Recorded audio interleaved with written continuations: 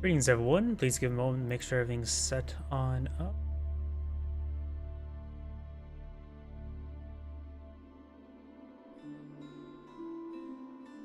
Everything's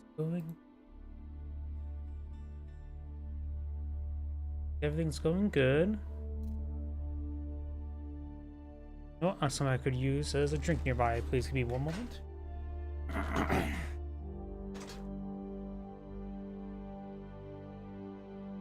And there. Tomorrow is a federal holiday, which I have off, so I can drink a little bit of caffeine right now. And there we go. This replay is a little bit shorter than I usually cast, but should be fine enough. It's technically a mirror matchup, also technically not a mirror matchup.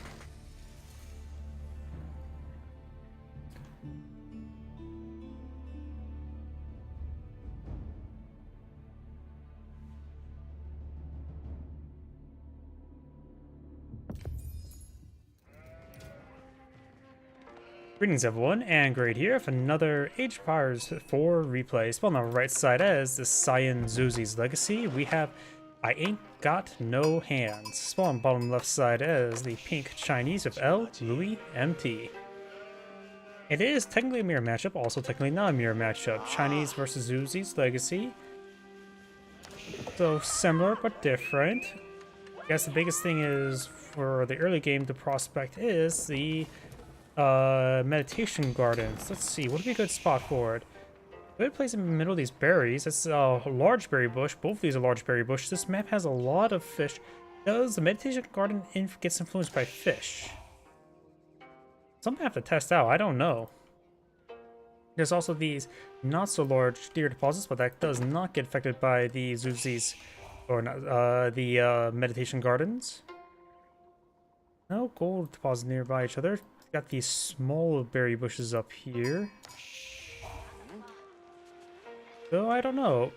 I think right here could be pretty good. That will provide like what, if assuming it reaches all the berry bushes, 48 times plus times 2 is 96. Okay, he is pulling right there.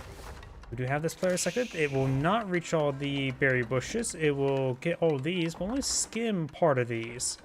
It will get some wood chips as well as some good amount of stone. You'll probably see fast got the Imperial Academy for the Chinese players. Welcome to go Fast Song Dynasty. Zuzi's Legacy, I think if the Chinese player goes for Fast Song, I think he should go for Fast Castle.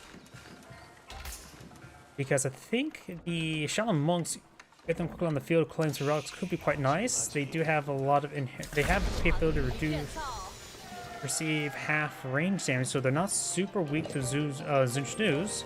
And then again, that's also not armor.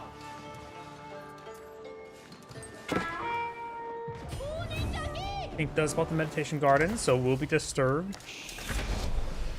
Product in the sun now being pulled on the field. And it looks like all the fish here is in one continuous pond, marshland. So players could establish a dock here to get some fishing boats out to increase villager production, but it's Song Dynasty. Probably a good idea just to go for a secondary town center. Zuzi's Legacy players almost aged up as well. Or almost enough roots to age up, so I did have a decent production. Collecting a bit of stone right now. Shaolin Monastery being established. Right now, the meditation garden is providing 70 food, 10 wood, and 22 stone.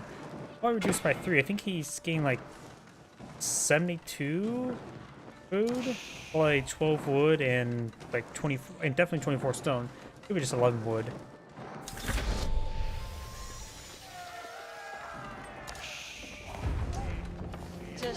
And Cyan's now collecting a bit of stone there. Not sure for exactly what.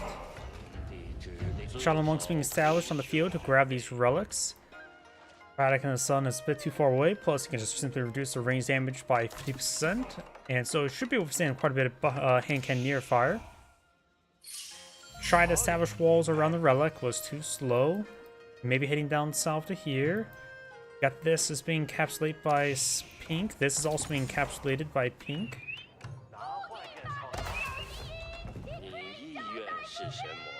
And looks like Shaolin monks cannot go up Batarams. I'd never thought about thinking about that, but they cannot. They are technically a military unit, but also technically not necessarily a military infantry unit.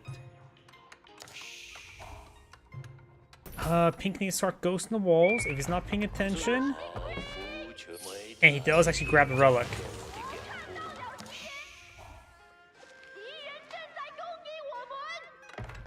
And looks like Sign does not... He managed to break through there. And he will get the wall built there. Take a bit of time to torch it down. We got some Zunshnus being pulled in the field. Just 3 Shaolin monks. And going to various economic research. Scout falling back. The local doggo demands head pats. Forestry now being researched by Pink. And we got a good number of these villagers advance way forward. Why is he pushing for... oh, going for the fishies. Not bad. Fish do cook at the same rate as deer, but they don't get the increased food capacity, carrying capacity like deer. Got a... Pink is trying to wall in his opponent in his own base. Okay, these are Pink's walls. I've been not paying attention to that. Local doggo gets smashed in the face by a piece of wood. He has not activated the range resistance. Got some early Palace Guard now being established. But they should be adequate versus H2 Zunshnu, so they get +1 range armor, or they just get their regular upgrade, which they are.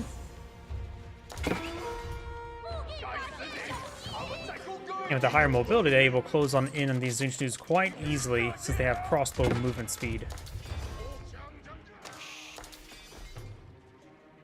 Science Palace Guard is going to be very effective. Got just Lords on Zunshnus.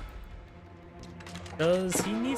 oh, get a good volley there on these villagers. Does he get any blacksmith upgrades? He has 12 damage, 70 health, and which it will make it so... remember, 5 hits is 60, so 6 hits is 72. Increasing damage by 1 will not allow him to reduce number of hits to take out H2 Zunshnu, so he does not need any blacksmith arm upgrades. So he does go for +1 range armor. It's probably not a bad thing in case he goes for +1 damage. Counteract that preemptively. Got hand cannon slit here as well. Villagers trying to deal with it. One of the villagers do go down, and he's also taking time to collect up the fishies up here. Signs claim 4 relic, just leaving this one last relic here. Palace Guard just before, they will intercept these villagers most likely.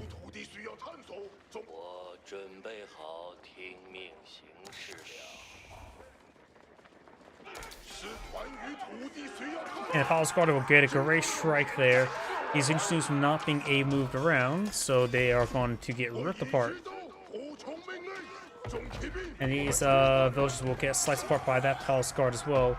The Bardic and the Sun reaches out to here. Got a bit of ghosting, but can still sneak around through there. The Palace Guards are just charging forward with no fear. Villagers here getting hit by some Zunshnus. He does have, of course, +2 range armor, so these guys are doing 2 damage per bolt against villagers. I think the villagers are pretty safe just to charge forward and shank him. Spear Official does get inside of the Bardic and the Sun.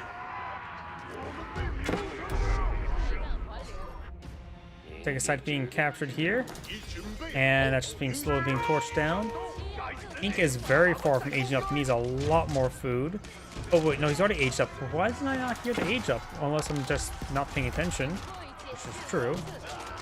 The Pink has aged up. Does have a 13 village advantage.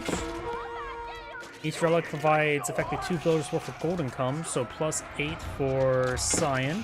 So the econ is very similar, plus Cyan does have more upgrades. So I think Cyan's economies is actually superior. But Pink has more good likelihood to just explode forward with the extra villager production.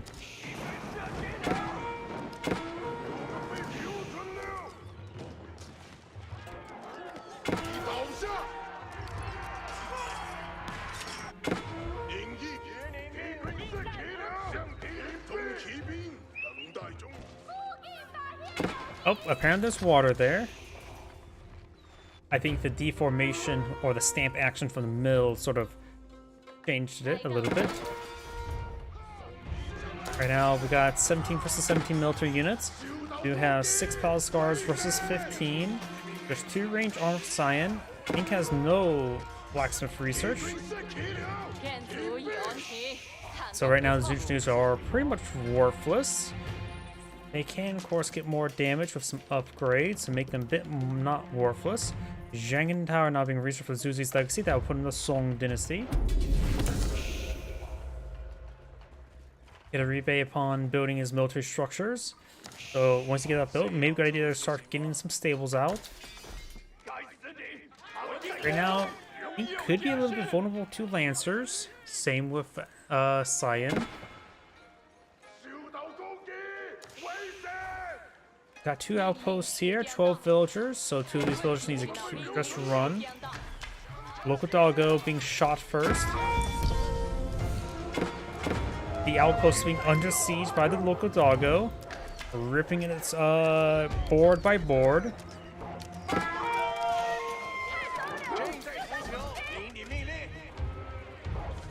And the outpost is still taking damage there. The little puppy is just teething in the door frame. That villager will get sliced apart. Blah. And these villagers trying to escape into the outpost as well. Does get a hand cannoneer slit and a spring gold slit. Very nice. Extra defense. No fortifications. He must have been spent all of his free stone he's got from the meditation garden there.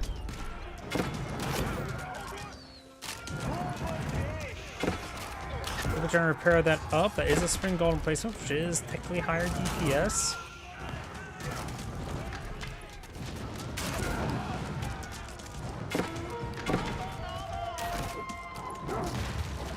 Outpost has gone down. Villager's not back with the other one. He will perhaps take out everything here.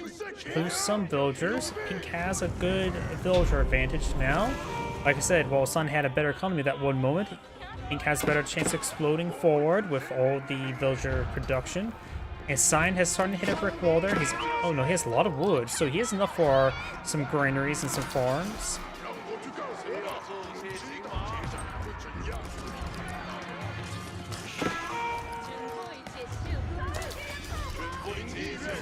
Imperial Official taking some damage there.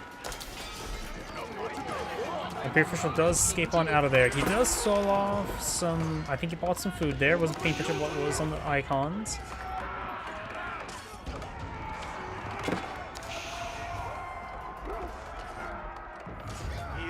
It looks like Pink is still building his lesser Great Wall.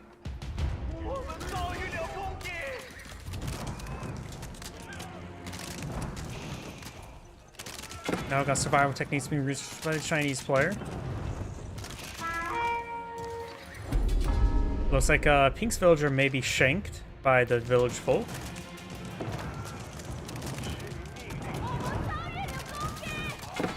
Looks like Cyan may have bought some more food.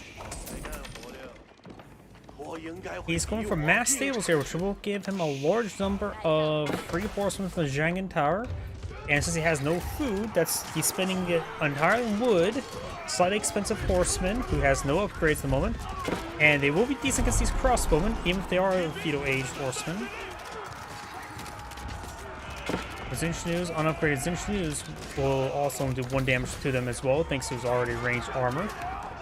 Pink's army will be cleaned on up. Got a Lancing on the field. So he has a lot of wood. He needs to go around. Okay, he is going for a large amount of granaries. A large number of idle villagers there as well. Cyan needs to fix his food income, because right now it's a problem. Lancers, if all the crossbows you've been seeing in the field, I think regular horsemen would have been better.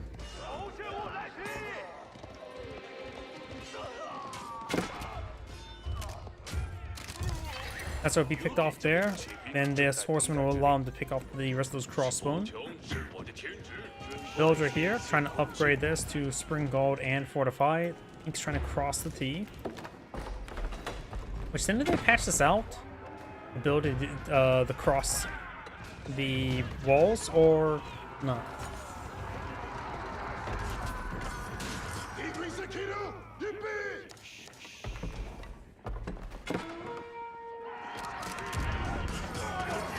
Palace Guard versus Palace Guard. Pink has Crossbowman.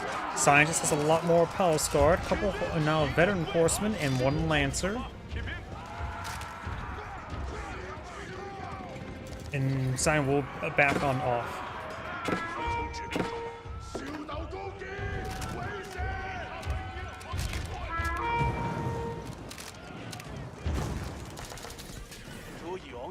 We got now, yep, more granaries, more farms, very nice.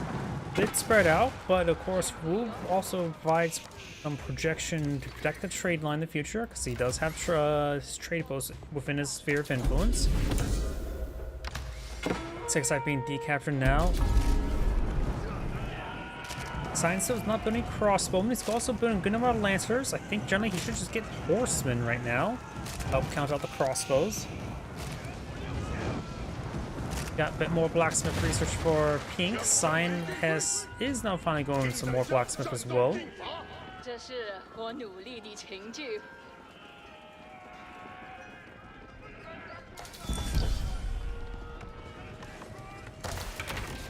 That farm was a great spot, but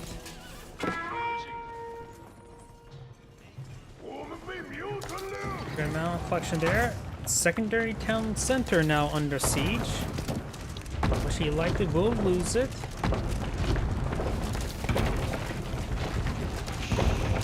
There goes that town center. Sign has 82 villagers, Pink has 113. So just level 1 upgrade, so Sign has a slight advantage here. Now it's going for the Dali horses, increase attacks with cavalry units by 20%, a Zuzi's unique upgrade. Very handy. Got some spearmen, unveteran spearmen. He has 18 on the field, 5 more on the build queue.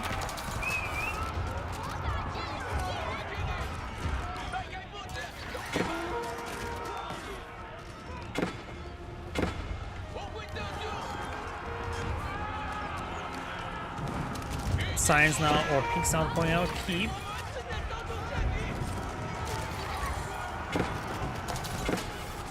Horsemen and Knights charging way forward. Doesn't step some of these Palace Guard. Got these units moving around. Keep still going on up. Science having trouble with his own infrastructure there. The good choke point there for Pink. Crossbowman firing away with pretty much uncontested. But Pink's front line starting to go down, and Sign does back to the game. There's Angrade saying, "Thank you for watching." On to the next replay.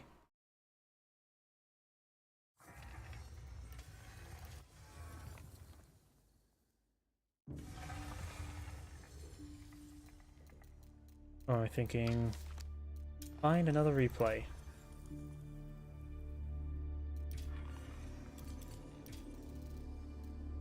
Let's see, 22 minutes, a little on the shorter side. See a whole bunch of custom games, just maybe between the two same players. So let's just go through all of them, see which one's the best. Grab it.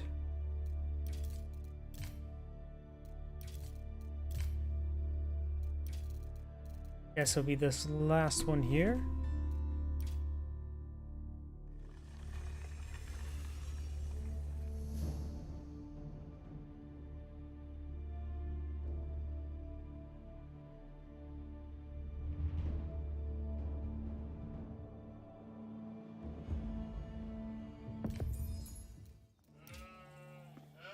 Greetings everyone, and Grade here for another Age of Empires 4 replay. Small on bottom or top left side as the purple Ottomans of L, Louis, MT. Small on bottom right side as the blue Holy Roman Empire. We have a foreign name. Got these gold miners inspired by the prelate to quickly get his age up going. When it comes to map generation, we do have deer next to the stone of gold here. That's a good spot for a secondary town center. Those uncommon for Holy Roman empires to go for a fast castle. Ottomans, they don't get advanced berries, even though they're Islamic. Down south, we've got deer next to gold. Remember, war is haram. Got some deer up here with a sheep and a local doggo. And both these gold deposits spawn pretty close by each other. That could be a good spot for our secondary town center. They'll be projecting backwards rather than forward. Two stone posits relatively close by as well. No early military academy for the Ottoman player as well. Not sure which H2 landmark. Aachen Chapel, that's pretty much by default. Which may not be able to reach these gold miners, so maybe we gotta either back off a little bit to get the gold miners collecting 40% faster. Sultani Trade Network to get a little bit of gold generation for the Ottoman player.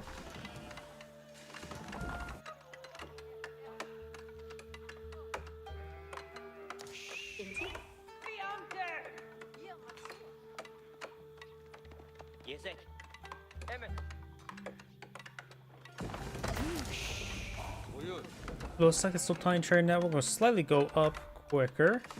And right now, magenta or blue, purple, blah, is eyeing a large amount of wood, so is blue.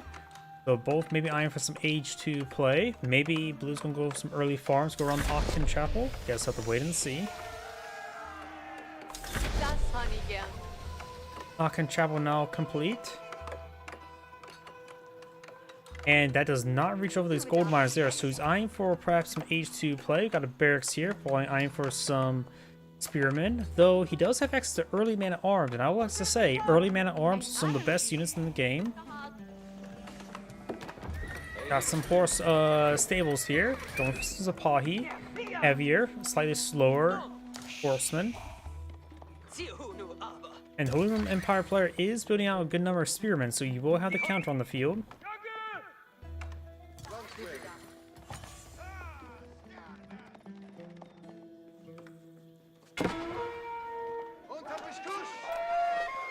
Local doggo will go down to Sipahi.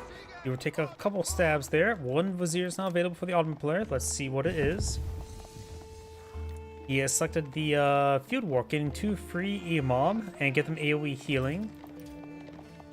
So he may be eyeing for some aggressive horse play. He needs to make sure pull them back so they get healed on up. Imam also of eyes not being found. He is putting them near the villagers.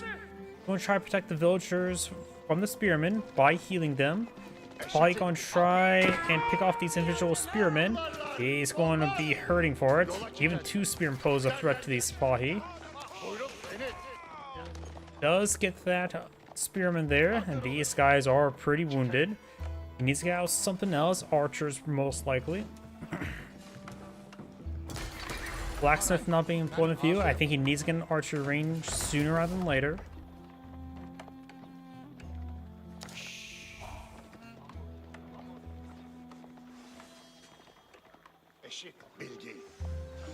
Good amount of healing there. This is 5 spearmen. This poses a massive threat to those Sipahi, but the villagers could shank them. There's 4 of the Imams. They have good health regen. 7 Sipahi here. 1 scout.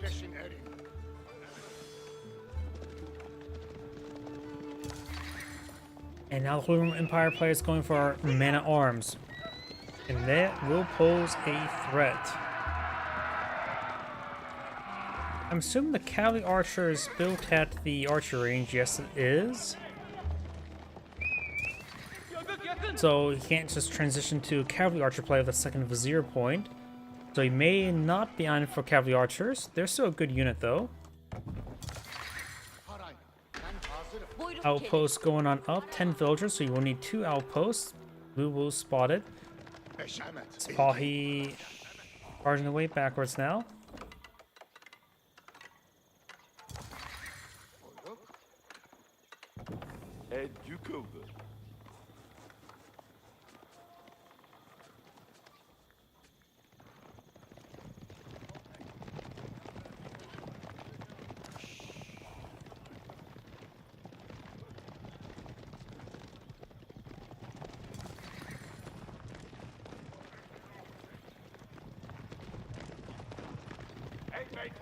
+1 melee damage on his Sipahi now. That's interesting to see first. Was the damage up to 13? Beforehand, they would 5-shot villagers. Now they will just 4-shot them. Additionally, I'll help them punch through the man-at-arms a little bit better. Got decent number of forces here. Man-at-arms do have 3 armor.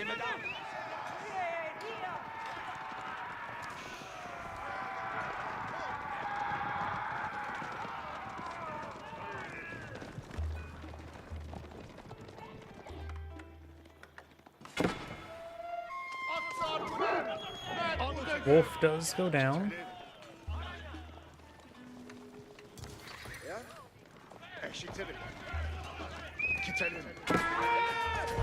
He's charging way forward. This is going to be messy for the Ottoman player. One spot heat. Good pull back on that one. Pull back tower formations. One spot he does go down. Excellent micro there. Does get a spear brace. This spot he will likely go down. Does get a spear brace there.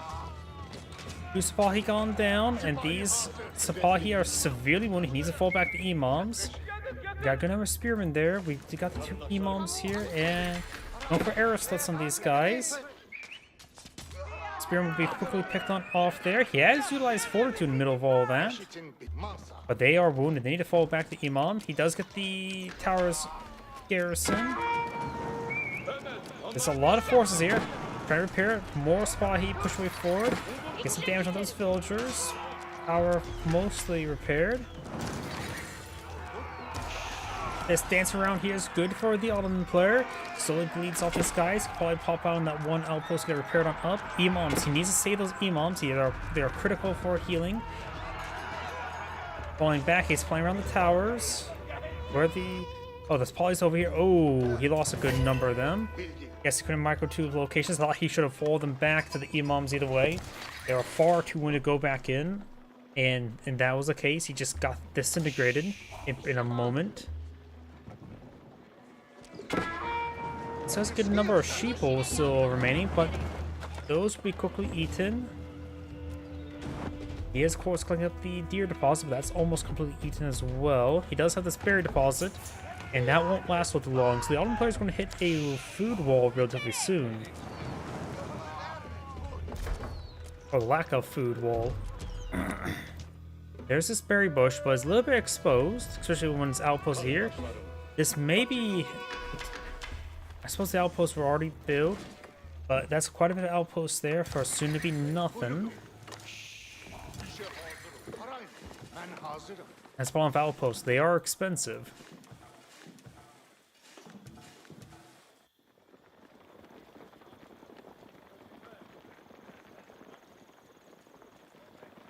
The Golden Empire player has a good number of man-at-arms. Surprising enough, Spearmen will be just fine, but man-at-arms will beat a regular horseman in 1v1 combat. Don't know about so much about Spy, but they're probably still cost-effective. Right now, 4 armor, 10 damage. So these Spy will do 9 damage per strike. And so it would take a lot of hits to deal with a single man-at-arm. So, yeah, they should be fine enough. In return, man-at-arms do 10 damage, and they have no current melee. Oh no, they do have +1 melee armor, so they'll do 9 damage in turn as well. Which will take a lot of hits as well.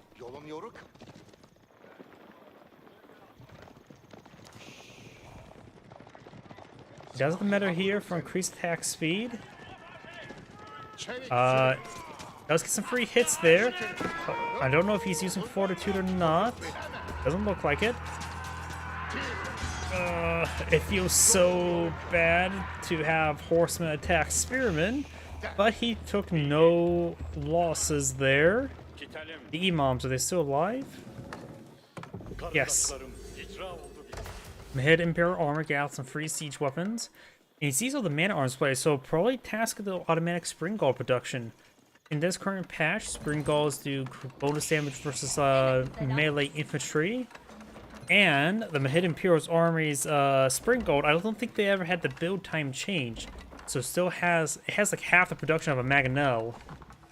So I think it's like one every less than 60 seconds, like 58, maybe 52 seconds.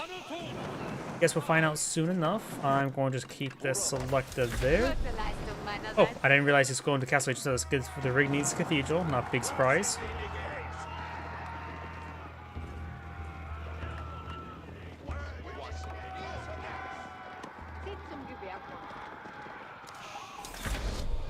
And has Mangonel selected, which will cost 2 minutes 50 seconds.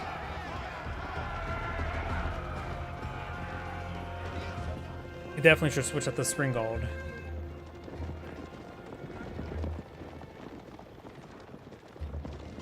Came in selected there.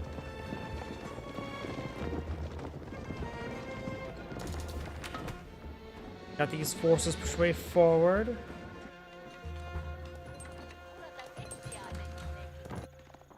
There we go. 55 seconds, maybe 56 seconds. So not only you get a better unit in this situation, it will also be twice the production. That's probably something that needs to be addressed. I think beforehand, since Spring Hulls were anti-siege beforehand, it's fine to have a counter unit easily more spammable. Now got Janissaries, that may be from Janissary Company. I don't think, yeah, he is mainly building them.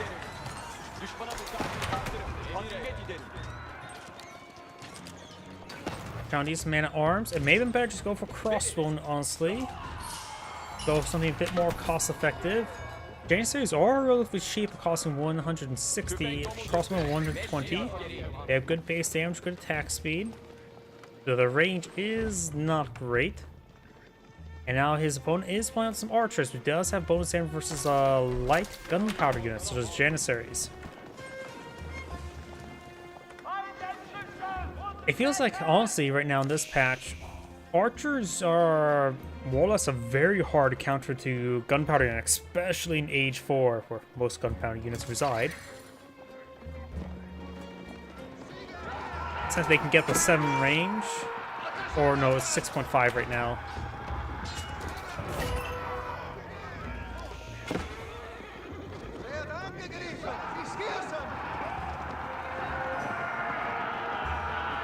Does activate an increased armor meter, which gives him +2 melee armor. He gets more blacksmith research, it'll be up to 4 melee armor, which is actually not bad.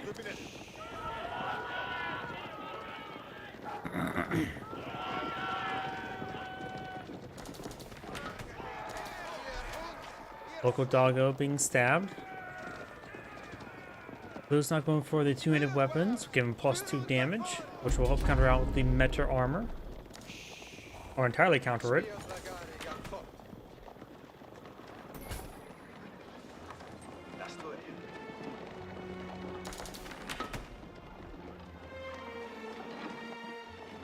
Huh, the meter armor does get applied to siege weapons. Never knew that. Got more and more Spring Gulls in the field. Emon's getting some good healing. And pink, or purple, does have 3 relics on. Blue has only the 1. Last remaining relic is up north in purple's wheelhouse, but blue can easily claim it. Magenta, blue, purple, blah. Trying to claim up the berries now. We have army of 39 versus 70. But the quality is actually in favor of purple.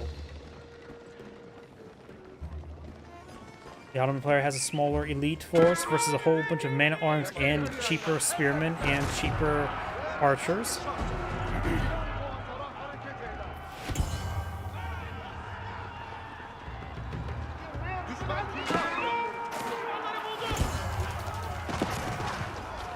Janissary's in a good position, firing away, taking out some of those Syria units. The Spring Gull's doing excellent pierce damage.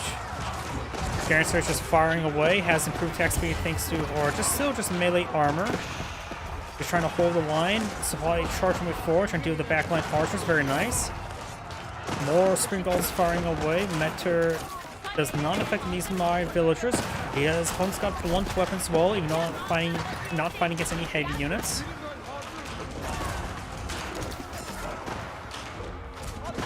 And all those units do go down.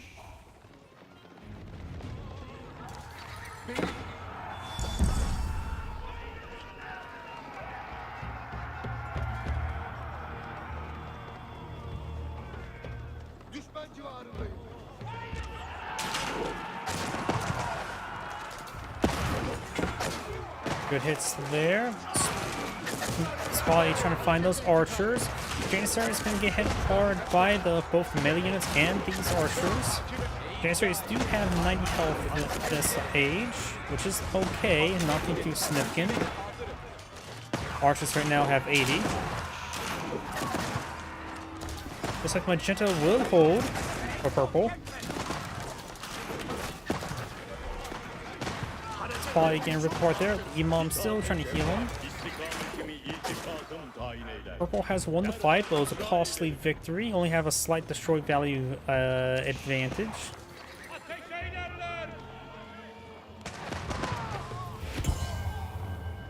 It's going for +2 damage and going for more food research. Has a decent number of farms in the field, going for more farms now. Almost exhausted that wood deposit. Right now he has pretty much no resource reserve other than a bit of a wood. Purple shouldn't really be advancing forward. He's lacking a bit of front line. Springald's getting some good hits there.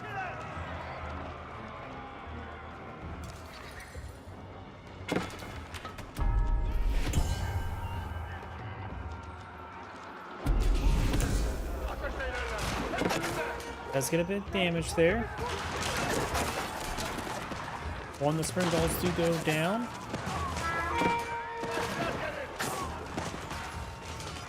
More Janissaries being focused down. Purple simply should not advance forward with such a small army. Have we even seen a single military academy yet by Purple? He's losing all the siege weapons. That's a bit of a loss. No military academies by Purple. Am I crazy? Yeah, 0 to 4. He has got a +1 military campus, as was Antonian Hills. He has 2 more of 0 points. So he has to be very wise with that. Cross wouldn't be on the field. Definitely would have been a bit more cost effective and less likely to be countered by the archers.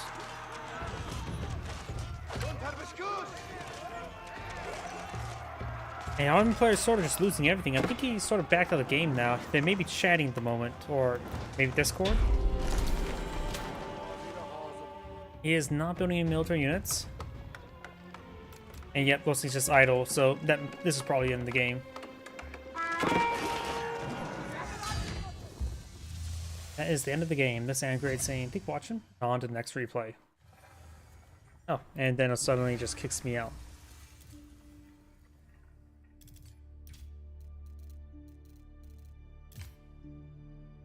Let's see if there's any more replays.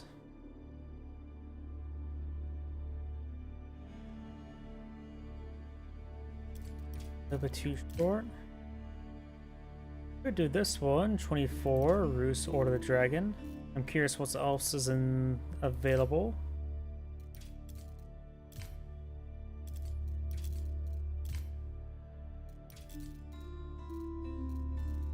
Just do that one and then move on to the next player.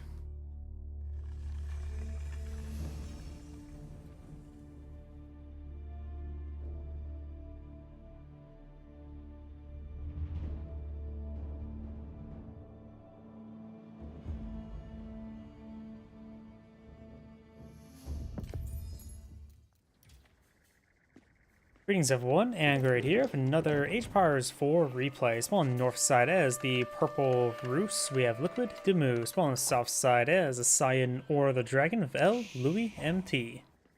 What? I'm not sure what you're saying, buddy. It's all of a sudden a villager says was. I don't know. I'm just going crazy. Either way, when it comes to map generation, this map has a lot of extra food in the map.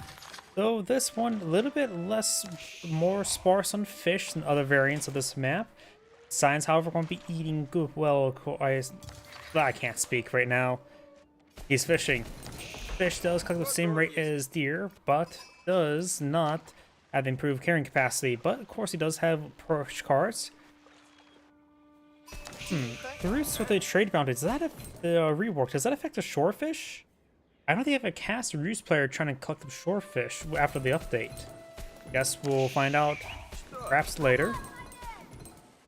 On this side of the map, I can see a bunch of berry deposits here. Of course, berries are not a good source of food. They're a source of food. Gremlin now being deployed in the field. Maybe eyeing for a secondary town center based on the stone deposit. He's immediately going for a stone mine there. Probably, Sign could either go for Aachen Chapel, but he is going for Menwork Palace.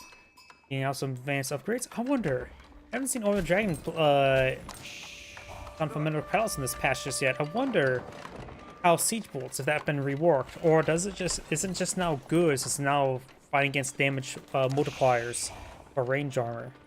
It may actually be a decent upgrade. scout charging way forward, trying to shank some villagers.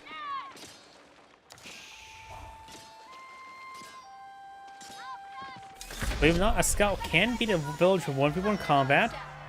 That's a good fight. Minimal prowess is being built by one villager at a time.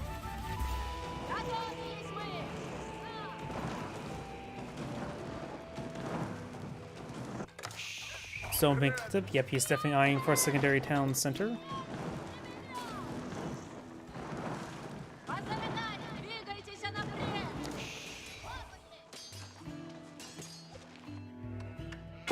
Very slow age up by Cyan.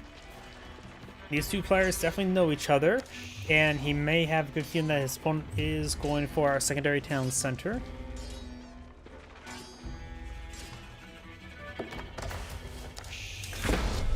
Villagers pushing forward right here with the secondary town center. I was not expecting right there. It's going to slow down now. Here's how the siege bolt tile has been reworked. Just plus 20 damage against siege units. So say if there's a 80% range resistance unit,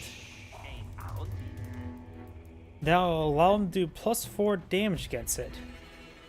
That's not bad. I still don't know how to make that research good. I'm still a bit impartial towards like, just make it siege damage.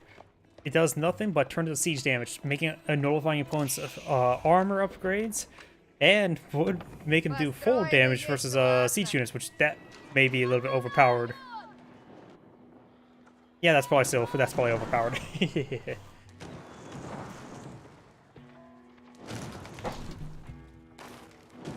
We do have the level 1 food research there. Do these guys get gold when collecting shorefish? They do not appear to get gold when collecting up shorefish. That's good to know.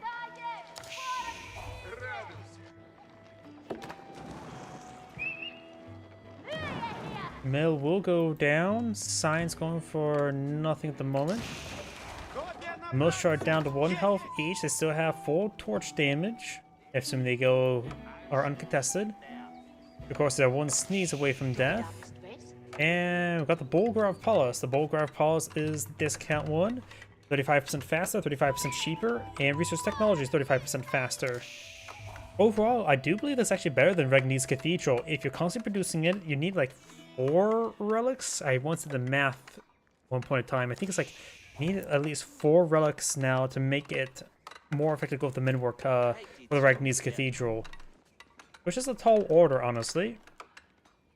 But in this case, it's a bit more reliable than getting 4 relics. Militiaman ready to stab any holy man, make him extra holy.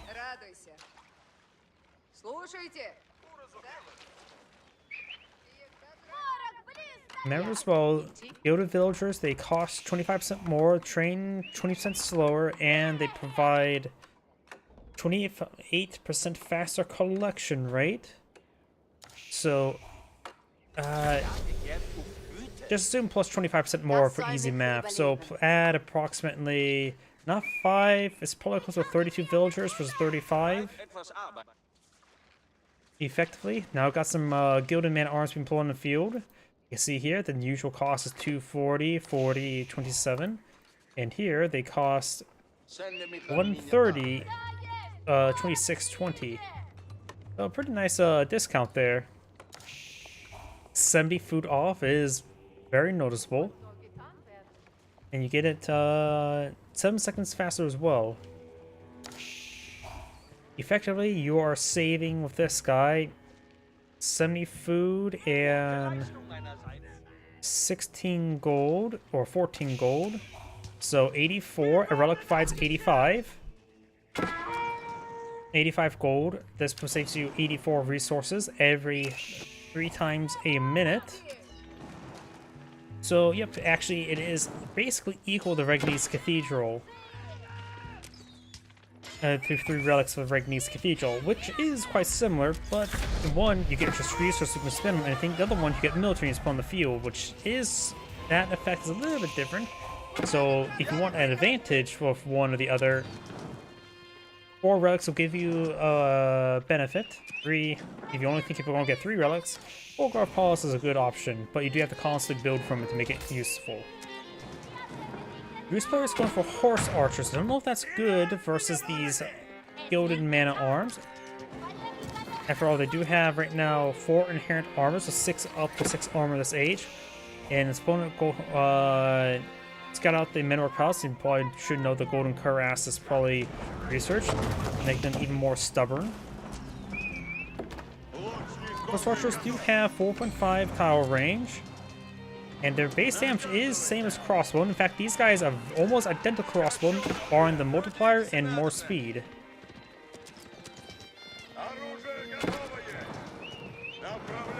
It's still probably a better idea to go for crossbow right now, but it looks like he will lose his town center.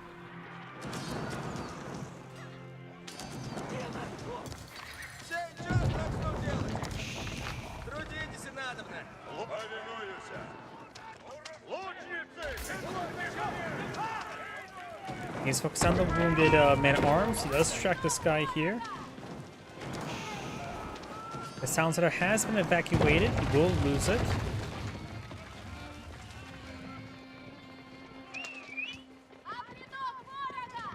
Right now, 33 versus 48 villagers. Scout will likely not go down at the moment. So 25% more. Closer to like 42 villagers, I want to say.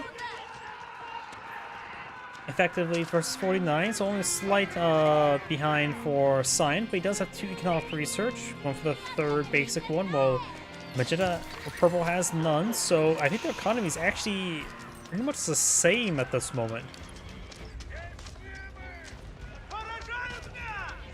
Does bring a whole bunch of militia. They are currently age 2 militia, so they do 10 damage, or age 3 militia. We got some of the Rus archers in the or Order of the Dragon archers, gilded archers. They can get dragon scaled as well, getting +5 range armor. Though these guys do hit hard. These guys, however, have higher attack speed and also 1 extra range.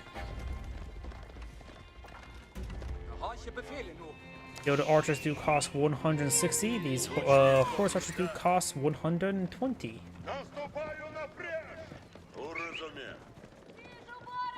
And there's the dragon scaled armor, or scaled armor. It is Order Dragon, I'm going to call it dragon scaled armor.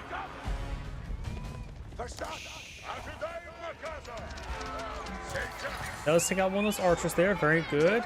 Horse archer goes down. You probably should ask Todd, I don't know why I can't think, I have trouble remembering his name. Todd Howard, in order to get some horse armor.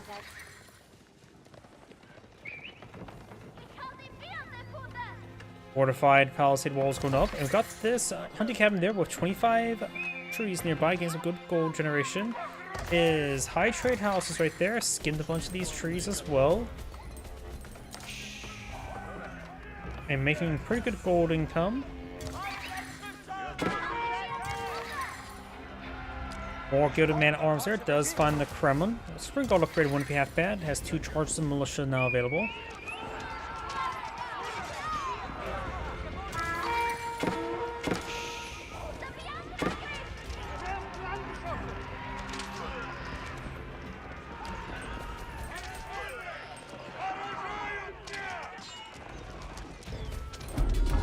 Good amount of damage there.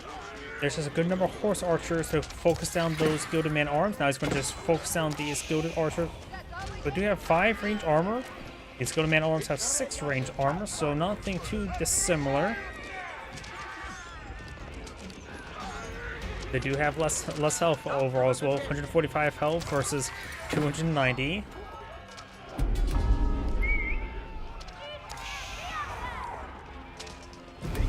More gilded man-at-arms push forward.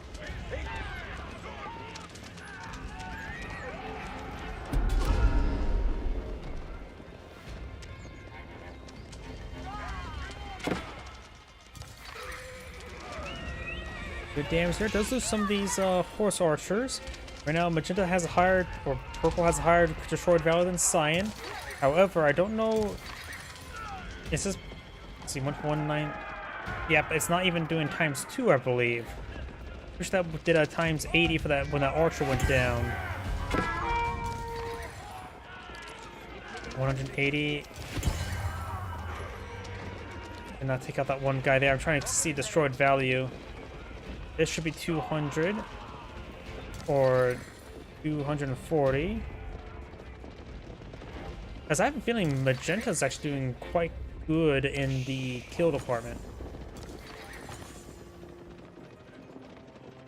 Handful of militia brought on the field. Let's take out the local doggo. Those Iron just decaptured the sacred site.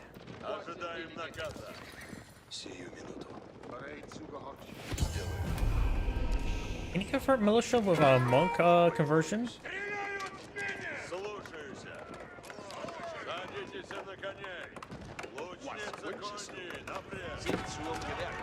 You got some of these villagers. And arms push forward. There's some.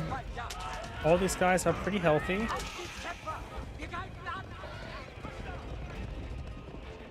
Archer is still running around. Horse Archer does go down there. Oh, these Horse Archers are only counting up by 80 here. So it looks like Horse Archers not probably being counted down there, so don't worry about the destroyed value.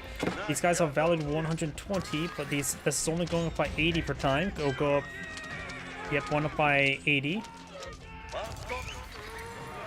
That is good to know. Just ignore the destroyed value. That's just simply vastly incorrect. Add 30% or add 50% to that. You probably have a bit more accurate read. Horse Archers firing away. More militia being intercepted there.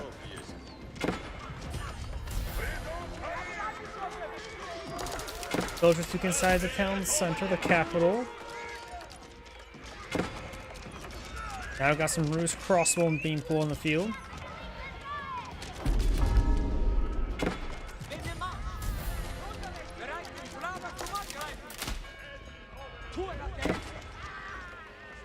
Guild archers being pursued.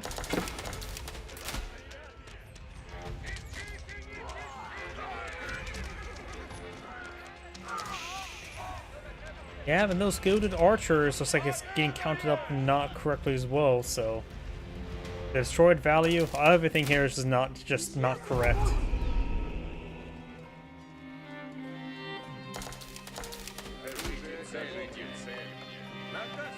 Got these guys not collecting these berries. Got the hunting cabin collecting a bit of gold as well. Very nice. Bit of farms being established here.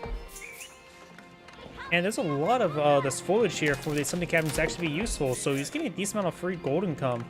He has 7 villagers at the moment, but right now he's got 456.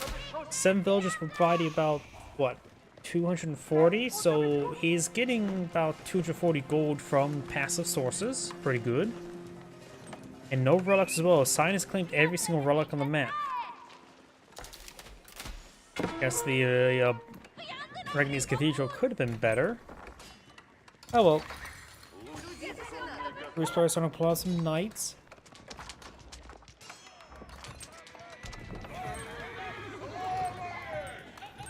Scout course goes on down. Monk here. It looks like Pumbaa's not being cleaned on up. Got 8 villagers here. Building up some outpost protective region. Also building an outpost here next around the deer. This is a small deer deposit, so this is investing 200 wood just to collect about 1,000 food. 1,050 food.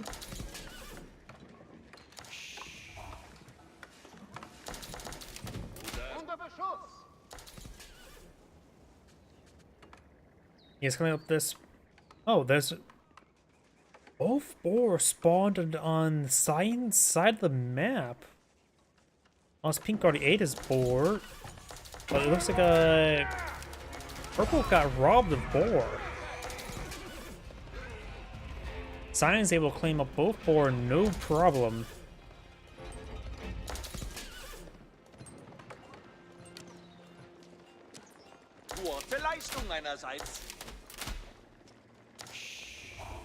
A good number of crossbows for the Ruse. They're just as effective as the Horse Archers, unless he has Boyar's Fortitude. does have Boyar's Fortitude. Kremlin has 1 charge available, almost 2. We got a large number of prelates here as well. Veterans being established, he could just cancel those, they're not important right now. Crossbow fire away, get some good damage on those men-at-arms. And that's what the crossbow's good at. Get some of those men-at-arms there. Knights, once the men-at-arms are down, the knights will charge for cleaning everything up. We don't have much to counter these Rus Knights. They have right now 6 range armor. These Gilded Archers do have 10 damage. They can somewhat pierce the armor of the Knights. With Boyar's Fortitude, they're a little bit extra healthy. We got some now Dragon Crossbowmen deployed in the field.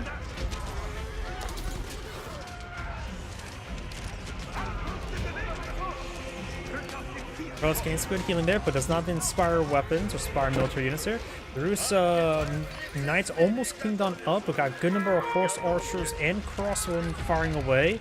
Sign doesn't have a whole large force in the field, so you will get out one with numbers. Now that side has a counter force at the moment. Gilded Spearman does go down. More Gilded Crossbowmen push way forward.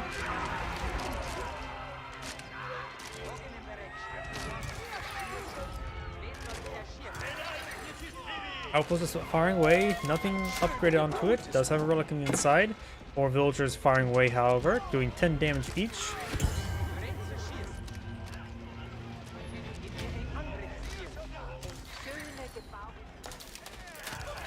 How's that 10 damage? Probably plus 2 damage being multiplied with the relic. It seemed a little bit high for the villager arrows. Now the Rus players are pulling some battering rams, not bad.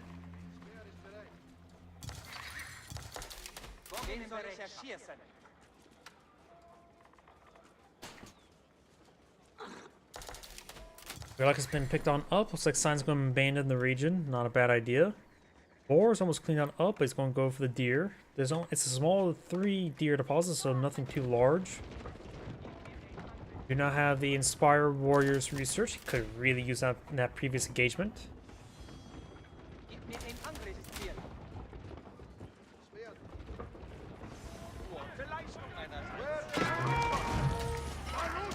Do we see Siege Bolt upgrade? No Siege Bolt upgrade. 95% range resist, so the Siege Bolt upgrade will allow him to do too much damage per bolt.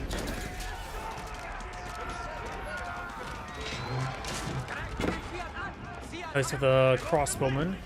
Right now 21. It'll do double damage effectively.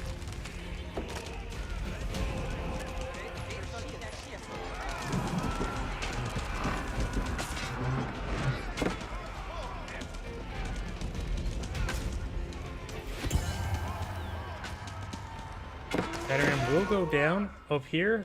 Got the militia versus villager. Gilded Villager. Which Gilded Villager actually may win that fight since the degradation over time.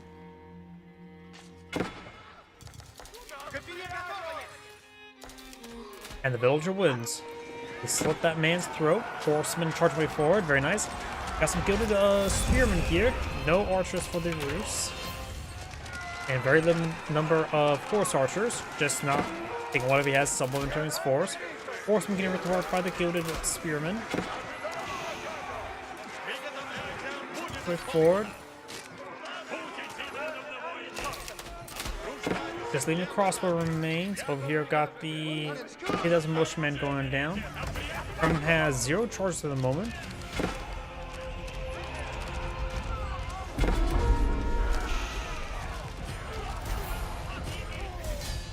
And purple goes back to the game now. This Angrade saying thank you for watching, and on to the next replay. Before I get started on the next replay, I do need to use the restroom. Please give me 1 moment.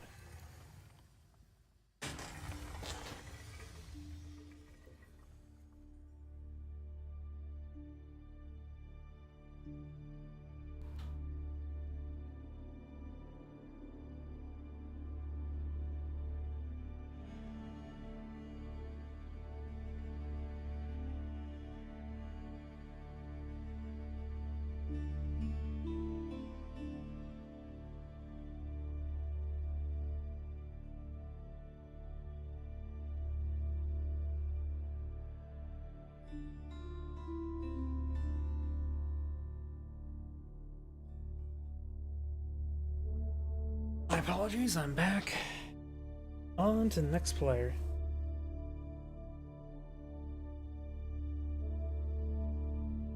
Let's see. Same player as last game, just a different player. Let's see if he has hidden.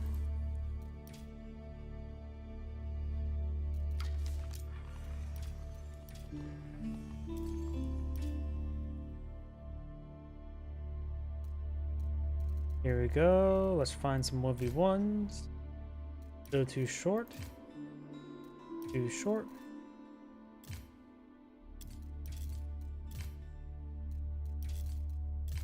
Do that 20-minute one. So on the shorter side.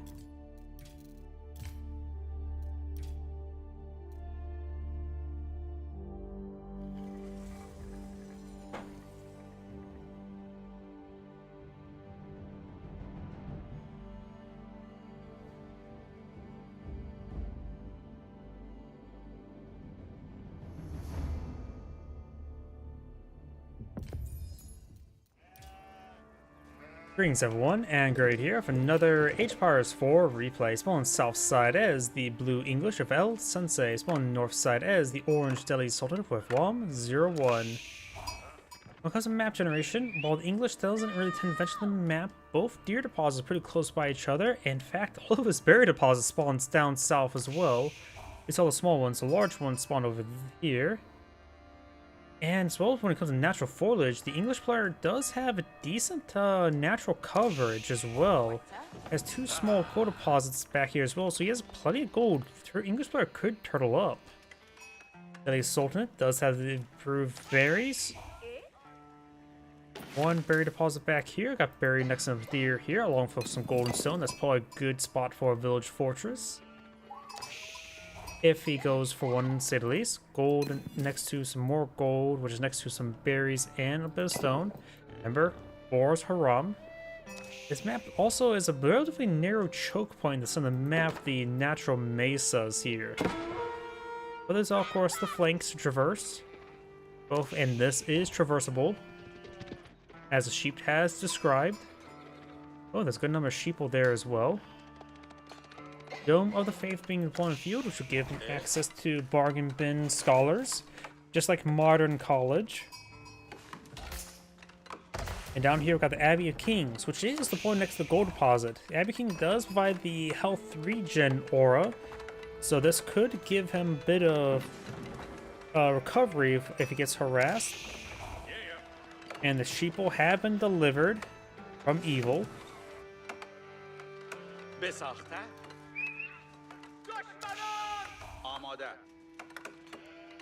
And I'm gonna open up another drink nearby.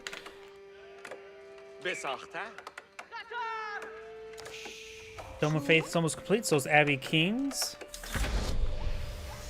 And Blue's eyeing for some stone here, so he's eyeing for secondary town center. Delhi Sultanate may go for fast castle, or nope, going for stable. Eyeing for the stability in his life. Or scout charging way forward. May and may not seem that stable.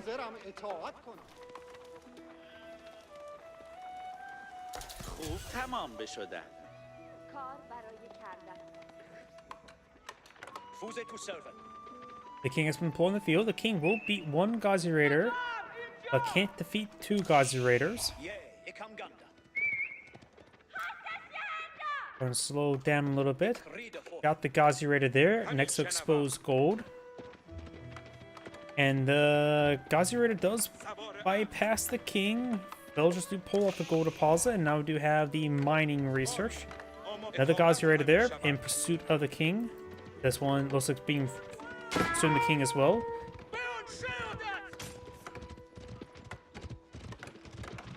Ghazi Raider take a bad path there.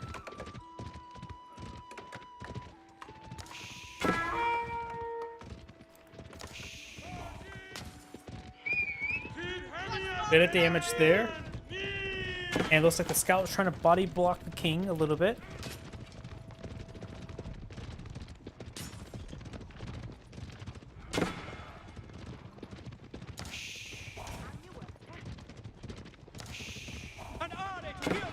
The king is taking a bit of damage.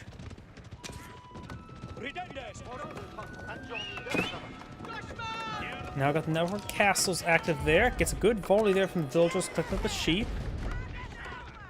English secondary town center was next to the gold deposits. That's going to be a very safe gold. And going for a big round of farms in between two town centers there.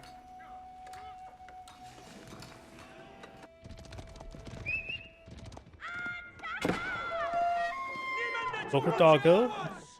Getting some bites. And now we've got survival techniques or professional scouts being researched by the Delhi Sultanate. He may actually utilize it, maybe not.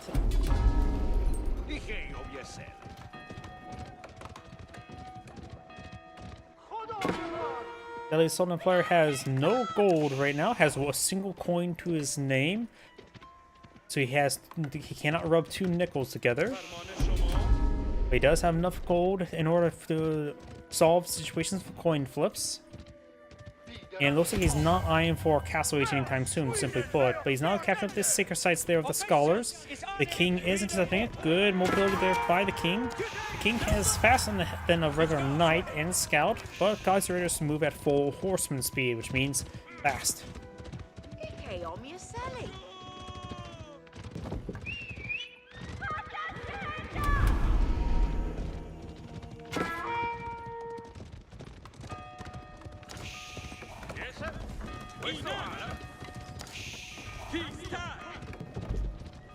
Gazi Riders do fall back there. The king can simply just fall back to Abbey, get the extra 6 health regen per second.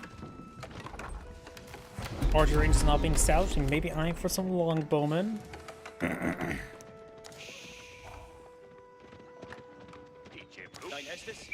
Not sure why he's going for longbowmen against all of these Gazi Raiders. Probably a good idea to go with spearmen. Don't know if he's actually seen his opponent's archers, but the king is out of 12 health, and these guys do 14 damage. The king is dead. Looks like they can exactly kill a king. Or then again, that was a bit of health regen, so who knows what lined up that to be.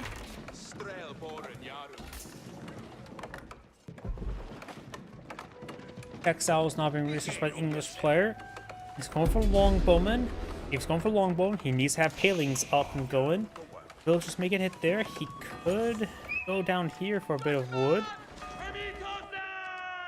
But that's still pretty exposed there. He has no safe wood deposits, to say the least. He's going for barracks now. He needs some spearmen. And luckily he doesn't have to reach the hardened spearman research.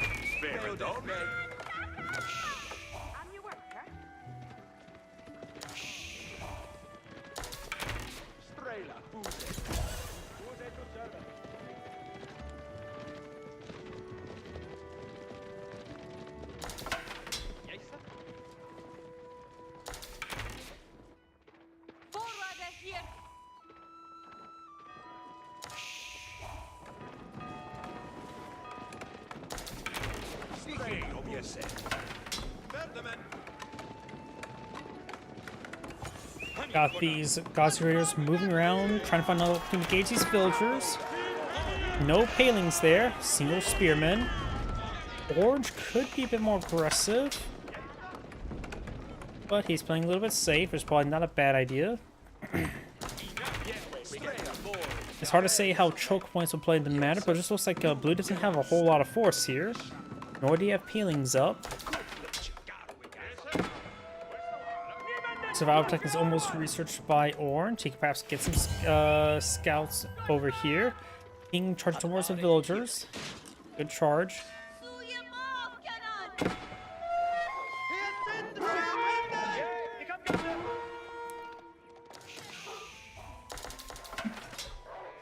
Now got the House of Learning being put on the field, which will give him access to 6 unique research. He may be eyeing for a Lancer transition. He still probably should go for veteran Gazi Raider when he has a chance. After all, he has a good number of Gazi Raiders.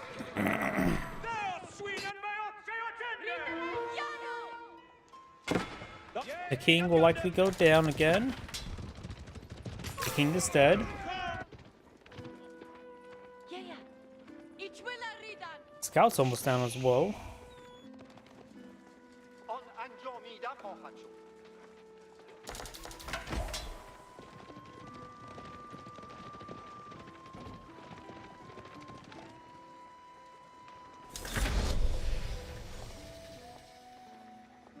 Castle Wage is now complete. Now the Veteran Ghazi Raider research on the way, as well as Veteran Archer. One lands on the build queue as well. Orange has gone for some basic walls over here. And blue still has a good amount of food over here, so it chooses. Some of the deer is a little bit scattered. Which orange can steal the deer. He is stealing deer.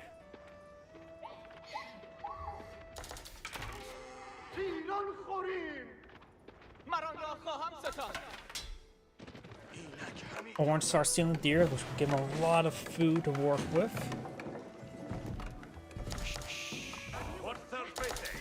Got quite a bit of research now being researched by Delhi Sultan. We do have another round of farms going up for the English player. He still has 2 town centers, so he has a good villager advantage. Orange has 2 sacred sites as well. He probably should take time to capture relics.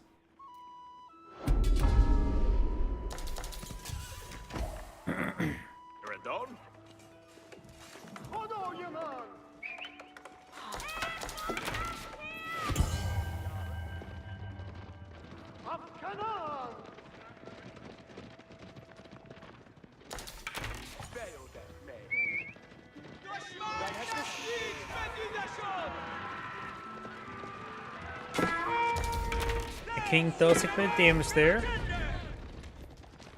All it does would be a good distraction at the moment.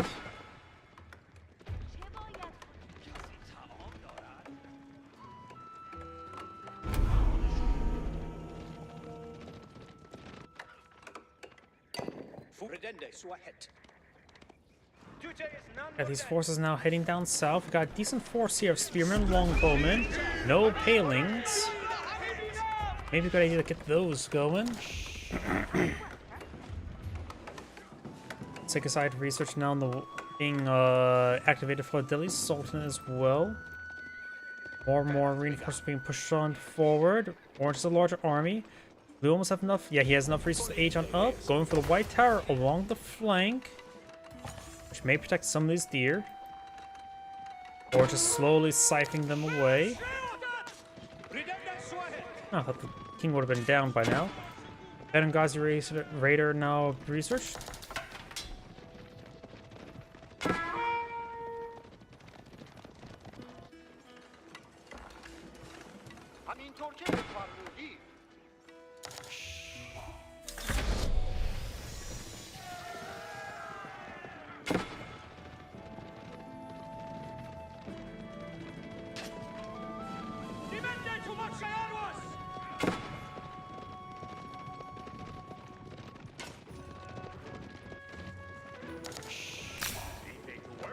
The king is dead. Veteran longbowman being researched now. He does have a good number of spearmen as well. Mix some man-at-arms would not hurt. But against his opponent's man-at-arms, he doesn't really have any hard counter to them.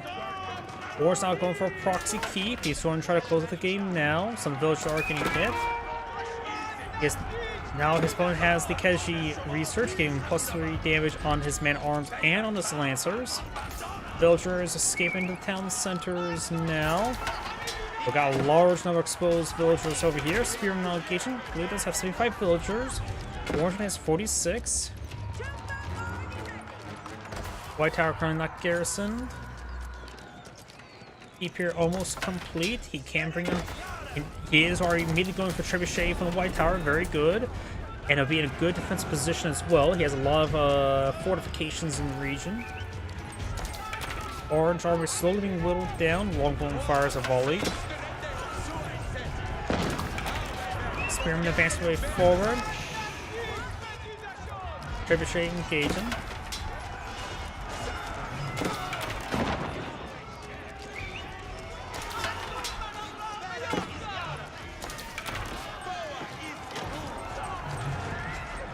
Knights and horsemen charge and take out that trebuchet. Does take it down.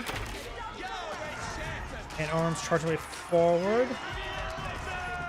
Got the White Tower provides some support there. And the English archers also firing away. Not English archers, the English villagers. They have a basic bow. Man-at-arms still being cleaned on up. Something the fellowship still going down. Nothing else been pulled for the White Tower. He can perhaps bring in some emergency battering rams. At this point in time, battering rams, trebuchets still be better. Mangonels will still soft counter the buildings. A battering ram is also still usable.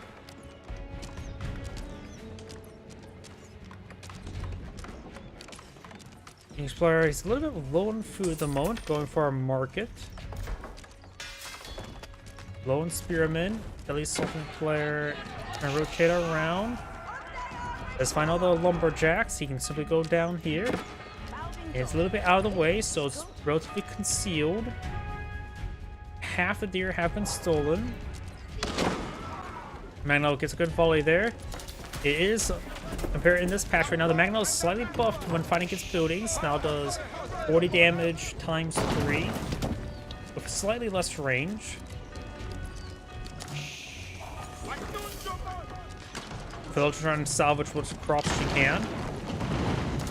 Another farm has been set ablaze.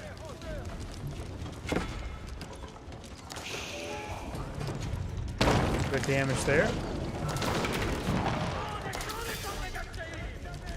Trebuchet firing away. Apparently did no damage to that farm. Well, just whittling everything down.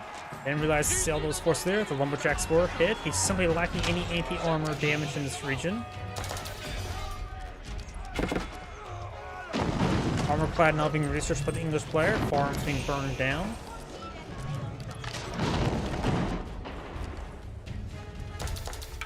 Once again, man-at-arms push way forward. He does use force march.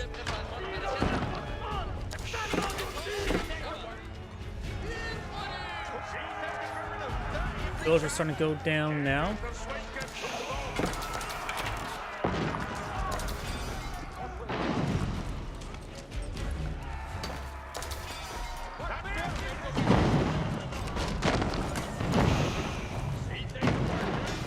Insufficient wood, so blue's out of wood right now.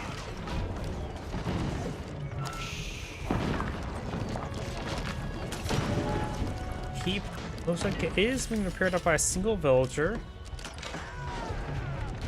Spearmen, longbowmen, man-at-arms charging forward trying to deal with these siege weapons. The trebuchet should go down. Does pull back, so never mind. Mangonels gets a overkill volume 1 longbowman. Couple man-at-arms charging way forward. They have +3 damage. They will counter out the English armor, but the network castles will increase attack speed of the English.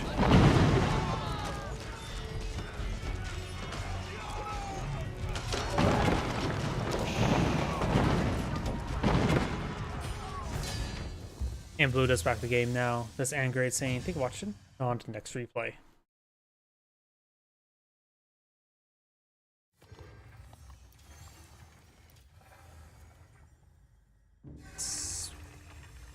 Another game. Hopefully one that's a little bit longer.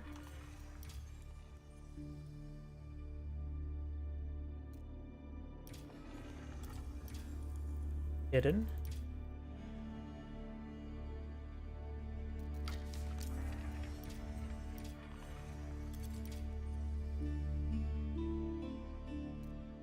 Here we go. Not many 1v1s this week for this player. None that I would like.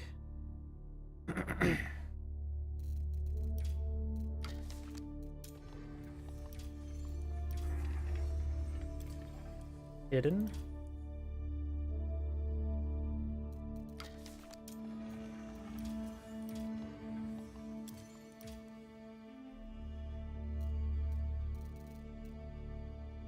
Got a couple replays down here.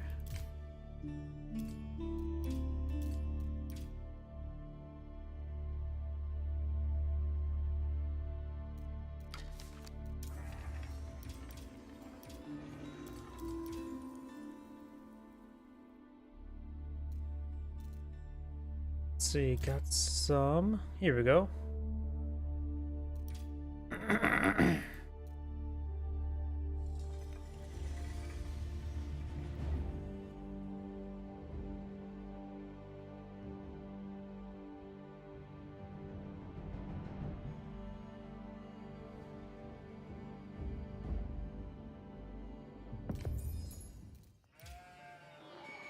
Greetings everyone, and Great here for another Age of Empires 4 replay. Small on top left side as the red Holy Roman Empire, we have Kiljardi. Small on bottom right side as the red yellow Chinese, we have Krakid here. When it comes to map generation, of course both players get a nice close deer deposit and berry deposit. And probably a good idea for yellow to actually go straight for the deer deposit rather than collect up the sheep. But right now he's just collecting up sheep. Trying to inspire these villagers down here. When it comes to map generation, we got 4 gold deposits in this part of the map, pretty safe for yellow. 3 along the north side, but not really in favor of red. I think because some is actually a bit more center, like with these two here. I think red sort of got screwed in a little bit of map generation. Of course, it is Holy Roman Empire, and it's probably pretty easy to sort of feed in a line of buildings instead of the map to get the emergency repairs. But in order to get this gold, he does have to go around to here, go up and around with this tree deposit. Or yellow just feels like it's easier to secure with a single line of walls there. Aachen Chapel now being pulled in the field, next near the wood and the food, not near the gold nor stone.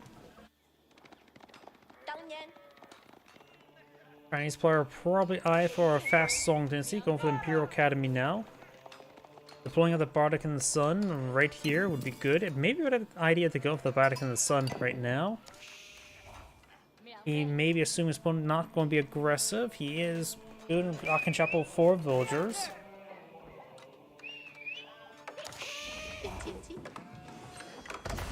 And the Aachen Chapel is almost complete.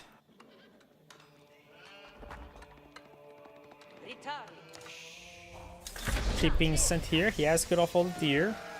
I think red may have killed off the deer since they're pretty scattered.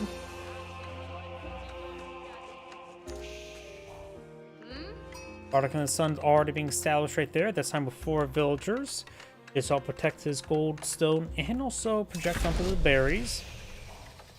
Provide some decent coverage in the center choke point as well, nearly entirely covering it.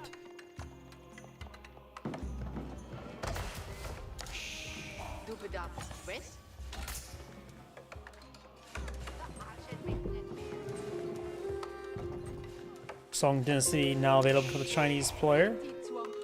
He's collected a bit of stone now, so he's eyeing for secondary town center. Stables being pulled in the field. He's probably going to build a secondary town center, probably around here. They'll give him quite a bit of villager storage there, along the village itself. That'll be up to 24 villagers can hide away there.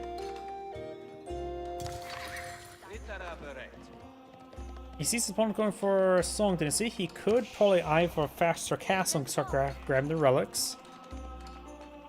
Regni's Cathedral is always quite nice, even this map has a lot of gold. Now the town's not actually being built there. I think it would have been better just deploy it right here. It will give him a lot of coverage in that region.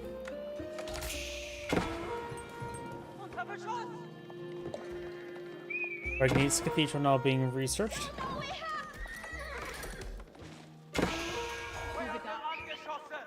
Now south, I think we just see a scout getting hit. Nope, there's a horseman there. Huh. We got 600 destroy value by red, but nothing killed. What on earth did all that destroyed value? Okay. Maybe something bugged out there, got a bit of destroyed value, because that does not make sense. Like it's a full landmark that went down. So yeah, don't rely on the destroy value. I have no idea what technically got destroyed. Got the Imperial Examinations, increasing the gold carrying capacity of the Imperial officials.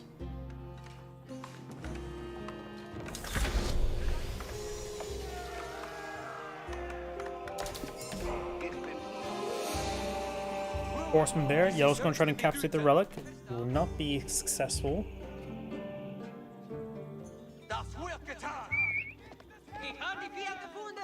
Yep, villager run back.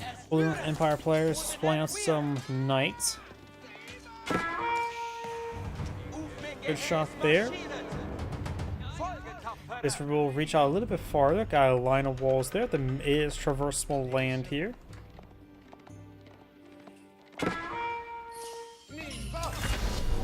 Red's going for Wolo. Yellow does scatter.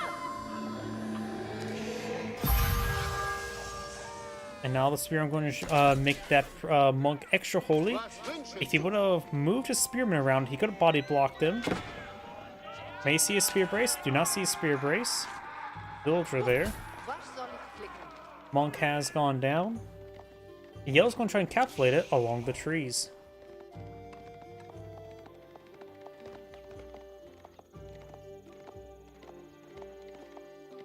Yellow's gone for some basic walls.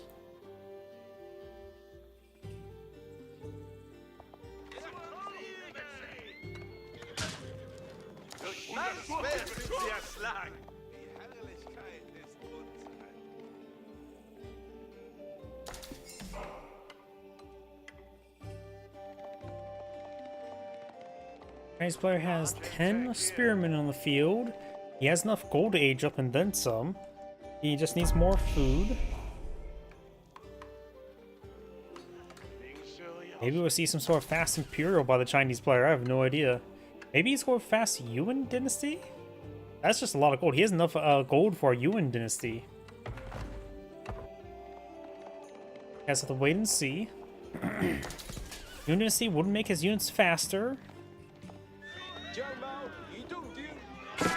Good Spear Brace there.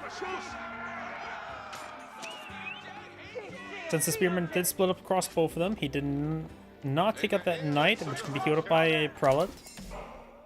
And Prelate will go pick up the Relic. Local Doggo demands the stick that the villager's carrying. Then go for Wolo. And now the Prelate will likely go down. That Prelate becomes extra holy as well. Yellow has claimed 0 relics. Red has claimed 1. Imperial Palace not being built, which is actually less common. Usually you see the clock tower being researched first. It is also a lighthouse. You probably should deploy it a bit farther forward. There's also, yeah, Imperial Official can drop off taxes at a location. That could be actually pretty nice to put it right there so it can drop off these taxes.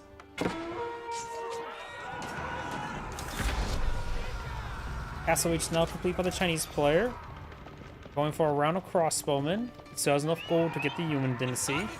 He almost has enough gold to get to Imperial.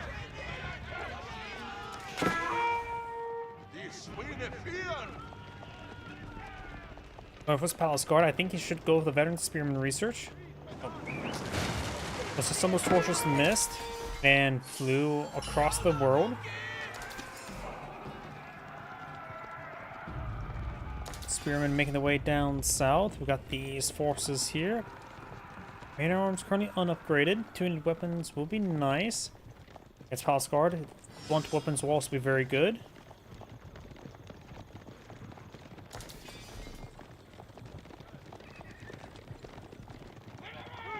That's going to be busting this relic out as well.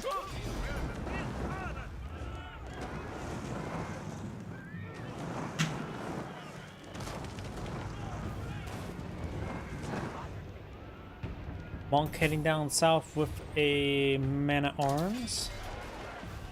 First level melee damage being researched by Red.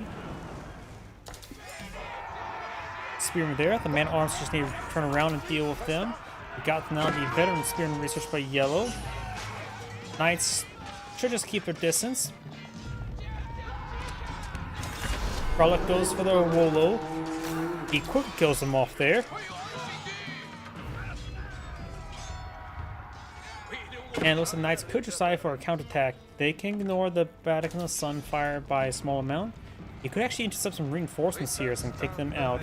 That one Knight may just want to fall back to a Prelate, get healed on up.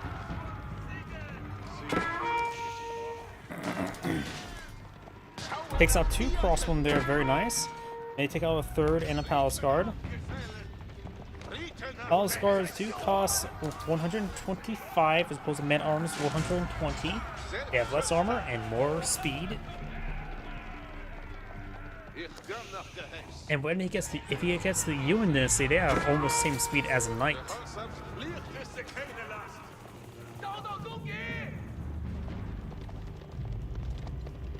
Various research here.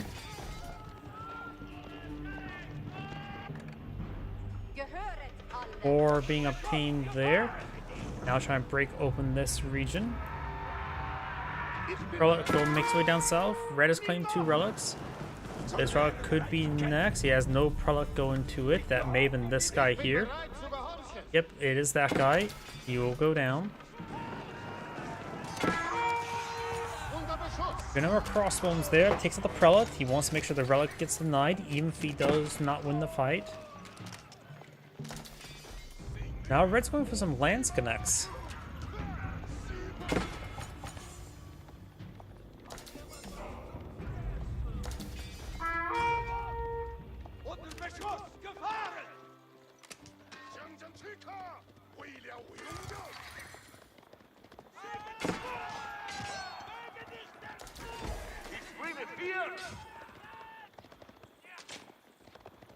Couple of those guys, of course, going on down. We got these forces falling on back.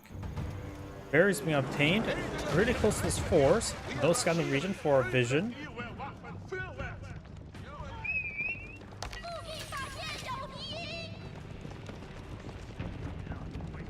Number across from the game queued on up. It's going for a good number of farms and a granary. Trying to get a secondary economy going. Got a decent number of crossbone here. Not enough though. Takes out some of the wounded units. Got some spearmen charging way forward. Exactly what he needs. Crossbone need to get on out of there. They're a little bit too close. Villagers not getting hit at the moment. Or maybe these guys take out some villagers. Red is so far kill off 2 villagers. Yellow's go off 0. And all those forces do get cleaned on up. Got these forces moving around. Villagers trying to get to various villages and get into the capital. Radical Sun being upgraded with Spring Golden placement. And some Lance Connects are going on down. Wait, Lance Connects had that high moves? Oh, that was combat charge. That was stick it out. I saw the Lance Connect had a movement speed of like 1.7 because of the combat charge. Another Chinese monk trying to grab that relic. He will go down as well.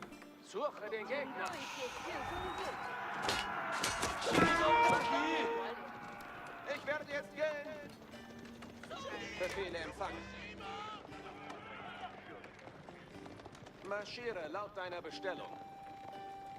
Im Gange allzuhand.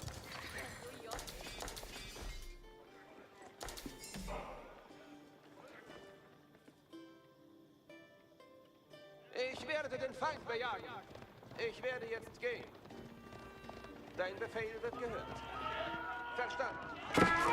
Spearman, a bit of a brace there. Lance Connect immediately gets ripped apart. Good number across from there, takes out the prelate there, trying to deny the relic. And now these man armors falling back. He does have both tuner weapons and the blunt weapons to get maximum damage from them. He's lacking some blacksmith upgrades. Yellow has no blacksmith upgrades at the moment.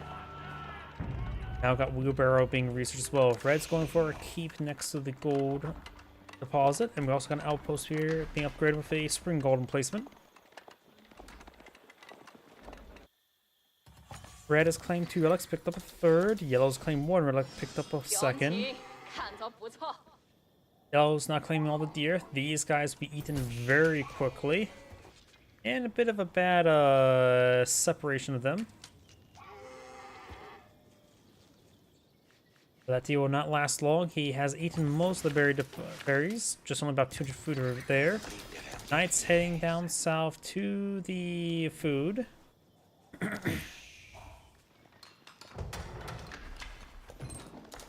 The stuff here. Yellow's pushing back up north. Walls now being established.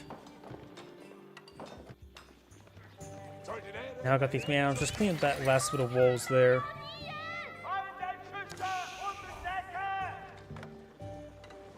Relatives fall back.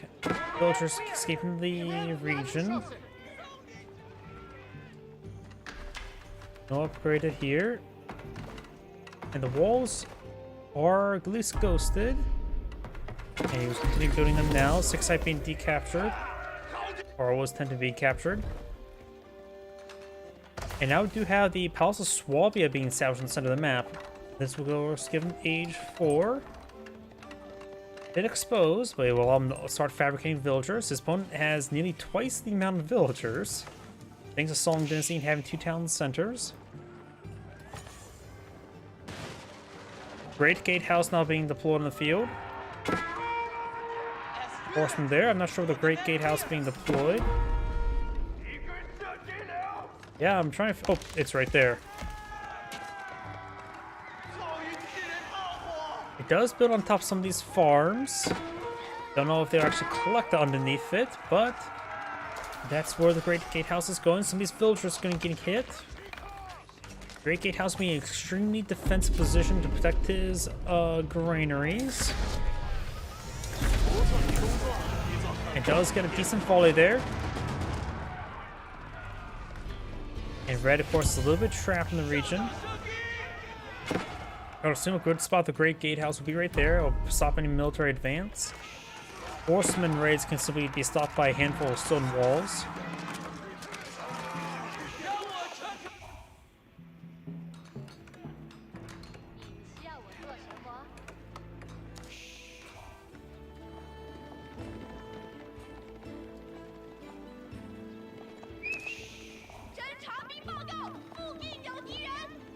Final wood research there. Scout going down. Second site captured.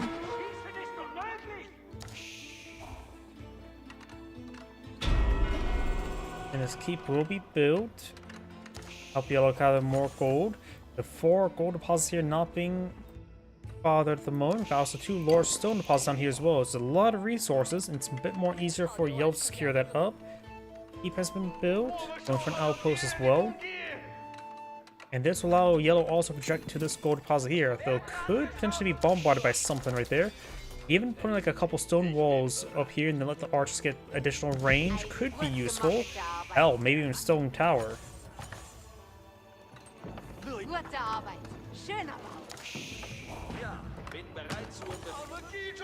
Keep fires away, takes out a villager, does have a cannon placement, no relic on the inside. Probably should go for a relic on the inside of it.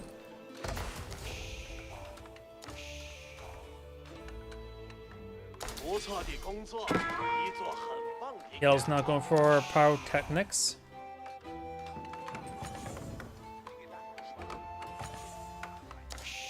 In which now Serpentine gunpowder could be very useful against Holy Roman Empire. Does give his gunpowder units bonus damage versus melee infantry units, not just light melee. I think it's all melee, right? I forget.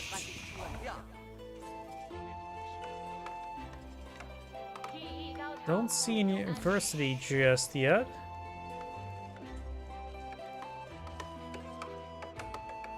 That's the monastery. He has gone for a secondary line of stone walls on both sides. Very nice. You have a bombard being blown field. Got a trebuchet firing away as well. Yellow has a large number of villagers. He could try for Yuan Dynasty. He has almost a pop cap as well. Yuan Dynasty or even Ming Dynasty wouldn't be half bad. His Grenadiers should be decent against all those man-at-arms as well. Outposts now set ablaze. Red also has 1,000 stone, enough for a keep. There goes one of the trebuchets, crossbowmen push way forward. The ball is going to get incendiary as well. Elite man-at-arms trying to counterattack. These guys are just veteran crossbowmen. No elite crossbowmen just yet. He may be not eyeing for the upgraded crossbowman. Going for elite spearmen now. Siege workshop. Do we see a university anywhere? There it is. Increases the damage against melee infantry, not just light, all melee infantry. And of course get a bit of a burst of speed after firing.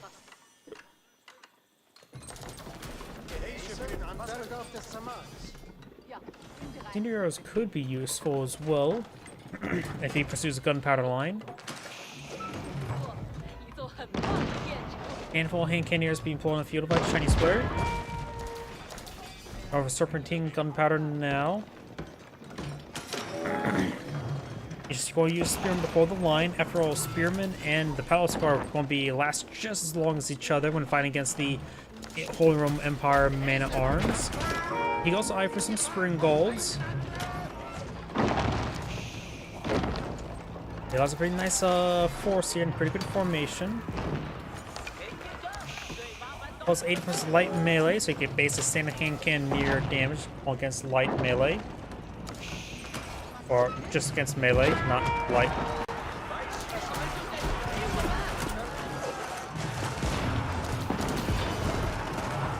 The team is firing away. The keep has sustained massive damage, so just got triple trebuchet. The keep like has gone down. Bombard is just trying to fire what they can against these Man-at-Arms. An elite crossbone would have been very useful. He does not have elite armor tactics just yet.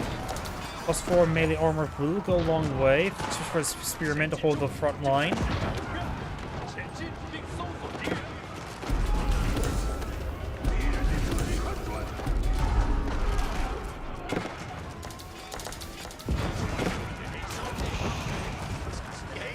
Man-at-Arms or Palace Guard handful them push way forward, attacking part of the trebuchets. The Man-at-Arms are not saving them. The gang have trouble now retaliating. Crossbone push way forward. Double bombards advancing. Some of these guys have taken a bit of damage. There's no keep in this relic in this keep either. Boiling oil is a little bit too late. Bombards will probably cancel it. Red's not going for his own elite army tactics.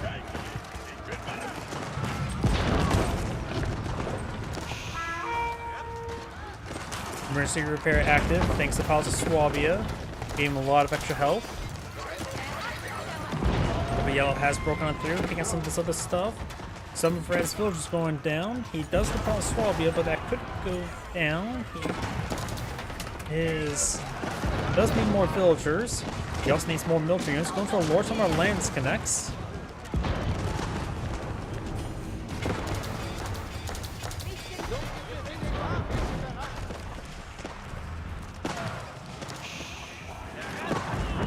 Lance connects will offer some decent damage. Get some good hits on the pyrotech or the hand cannoneers. They're not classified as heavy, so the crossbow will not do bonus damage against them, but these hand cannoneers will still do bonus damage to them because they're melee. And Red is back at the game now. This anger is saying, thank you for watching, and on to the next replay.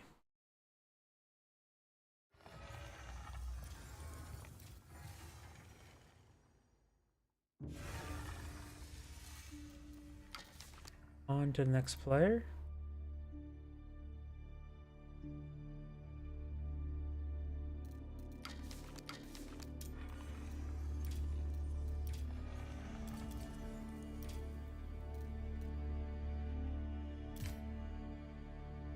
It's a little bit too short. 20, we could eye that one. 50 seconds, perfect. 20 minutes. 17. 28. Could do this one.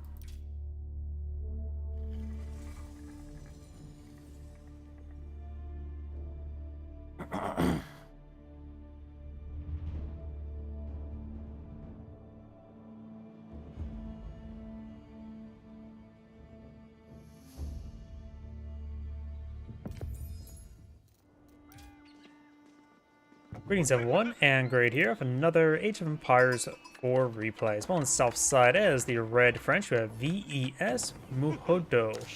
On the north side as the Blue Mongols, we have Zon Motto. Of course, this map is not really a hybrid map, just have these pools of fishies to obtain. And fish does collect the same rate as deer, just have a smaller carrying capacity. Speaking about deer, we got some deer here, as well as boar. As well as more deer here, so the French player has a lot of food nearby. A couple small ponds nearby as well. Each one of these ponds appear to have 3 fishies. Mongols. Of course, they can traverse the map a little bit more conveniently, but the gear is still a pain in the ass to move around. Please fix. Now we've got a barracks here. We've got a spearman rush. Khan fires away, softening up the villagers. This should get an indication that he's going to be aggressive spearman. Red does delete there. I think he got himself a bit of gold from it. Yeah, he got the raid bounty there, 125 gold. All you need to do, if you're going to be aggressive like that, just throw one arrow in the structure immediately, so you're guaranteed to get the raid bounty. And he probably should cool off on the spear. Oh, got an outpost being established there by the Mongol player. Well, actually, he could cover both those gold deposits. That can be quite nice. It's going to be a late age of the Mongol player, that's for sure. He's going for spearmen. 4 spearmen at the moment. And this could deny... Actually, look at this. The more I look at this map, we got all 3 gold deposits for the French close by. The French are going to be a bit gold starved. It's a little too late to go to the Chamber of Commerce. Not like you want to go to Chamber of Commerce versus the Mongols. As much as I rag on the Magadai for being worthless, they are actually excellent versus archer against trade caravans, as well as villager farming lines. Cancels that. And the spearmen getting overran and shanked. Restarting the outpost now. School cavalry slowly being built. Collect some wood here. He does have enough for a lumber camp. And there's a decent amount of trees over here. So the French player has plenty of trees. Oh, there's also a gold deposit here, so he's not entirely starved on gold. Wow. The French player has a lot of gold nearby. This would be great for a secondary and tertiary town center. The Mongol has 3 small gold deposits spawned back here, as well as one off the side. It's also... This map's actually a little bit starved on stone. Look at this. Actually, no. We got a small stone deposit here, the Ovo itself, and 2 large stone deposits. So, the Mongols' current Ovo will be safe. The other ones will not be as safe. Trudging forward here, got good enough spearmen. Outpost was fully destroyed. Some of Red's villagers may go down. 1 villager does go down. Spearman goes down.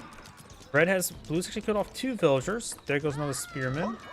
Silver tree now being researched. And there's actually a large amount of natural foliage here as well. If you look at this map, there's quite a bit of foliage here. And there's also a bit of cover there, so... Possible ambush location for the French to utilize. We also got a bit of natural foliage over here. There's traversable land there, so we got a decent trade line for the Mongol player. Enough room for the silver tree in the corner as well. So it should be decent for the silver tree.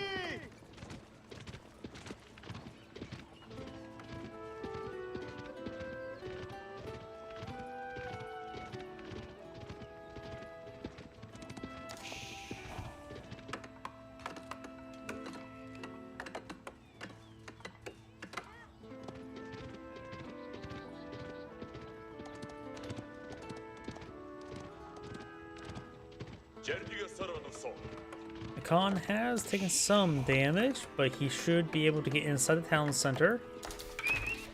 Spearman falling back as well. Scout took some damage there. Great little ambush. Don't know if Red actually scouted the town center before. Oh, he knows where it's now. Also got quite a bit of food right here for the Mongol player. No French Royal Knights. That's rare. Just going for some more scouts, or a scout from the School of Cavalry.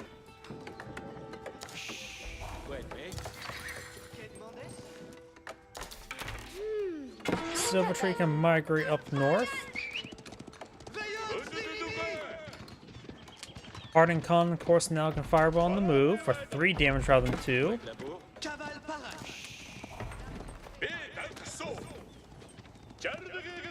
Rest of these fishes being obtained. There's still, of course, more fish deposits nearby.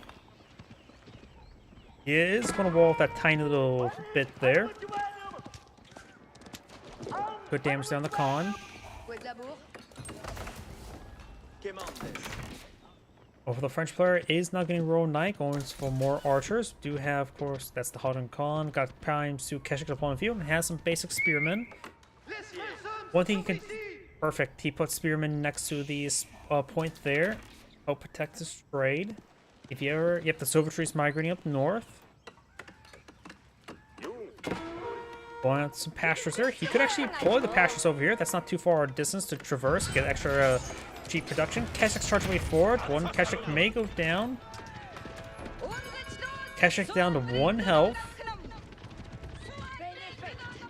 Does save the Keshik there. Maybe a good idea just to keep the Keshik at the town center, wait till next age and get healed up by a monk, or find a little wall segment and let him heal himself on it.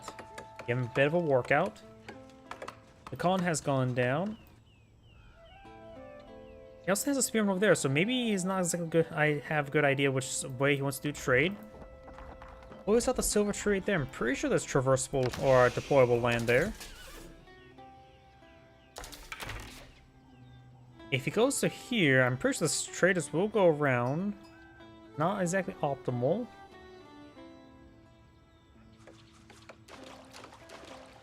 Looking more of the fishies.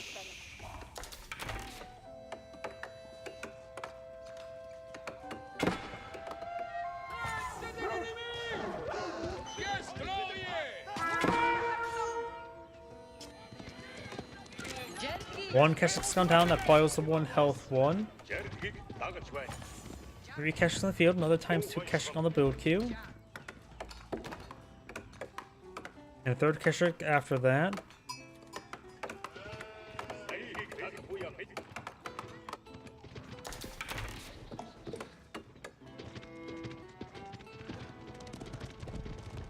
Yep, I love how it's like they nerfed all the food collection rate. This says increased by 50%. Yep, this one got nerfed as well. The improved upgrades.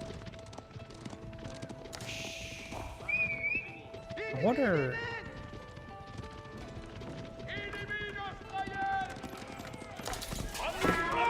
Keshik's charge rate 4 gets good damage. He's fighting against a good number of Royal Knights and Archers. Not a full large number of Royal Knights though.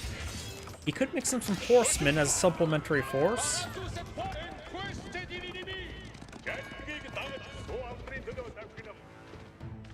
Scout falling back. Got more Keshiks on the field. The Mongol player is going for a handful of archers. Does take out that Royal Knight there with a handful of spearmen he has remaining. Very nice. Those are still the same 2 original spearmen from there. Got some Yam towers being put on the field. It's still, I'm pretty sure that's placeable there. Now more look at it. Remember as well, that is like a half tower you can't really place on top of. Yeah, that may actually be placeable there.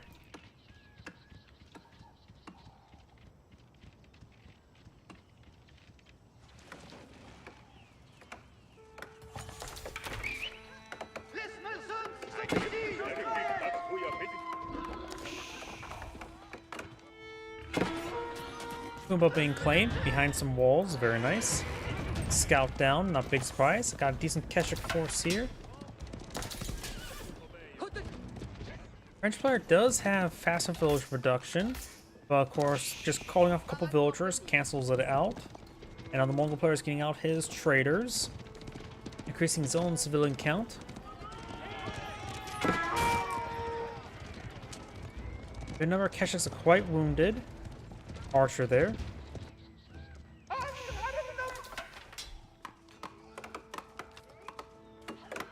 And we actually got some times 2 archers in point of view. Pulling out some more pastures. This will support up to 12 villagers right now on food. There's also a lot of other food sources on this map. He doesn't have to go for pastures, but it's pretty safe, but expensive. Charge rate 4, get some good damage there. Now got the arrow.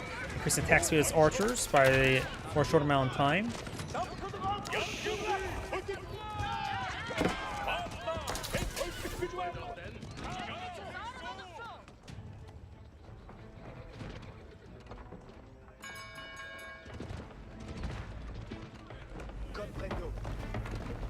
More walls being established there.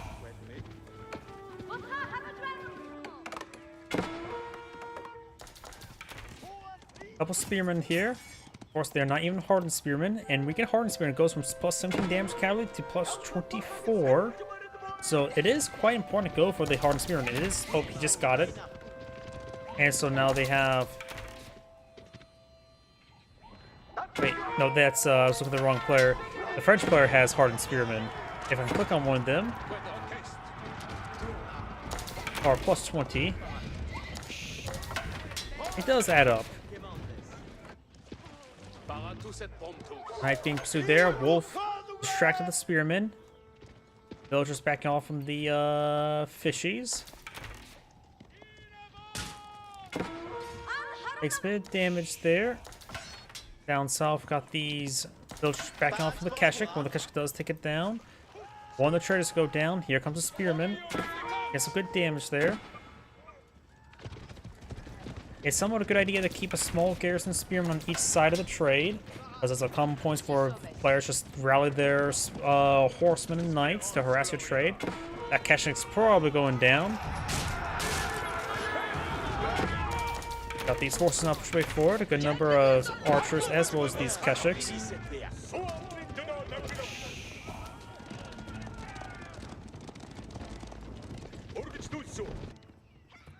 And this Royal Knight still being pursued by these spearmen. Those spearmen that he has left over are doing great work, and those are the same handful of spearmen from the beginning of the game. More pastures now being established. He must be eyeing for eventually a monastery to go right here, or a prayer tent, I should say.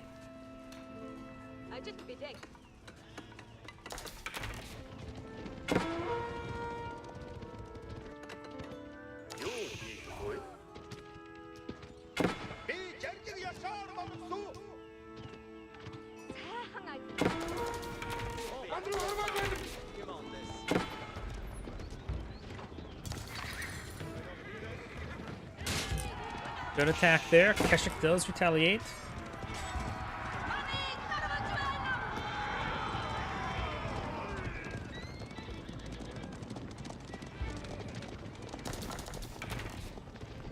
And Keshik is drawing the entire French army around, allowing the Mongol player to trade uncontested.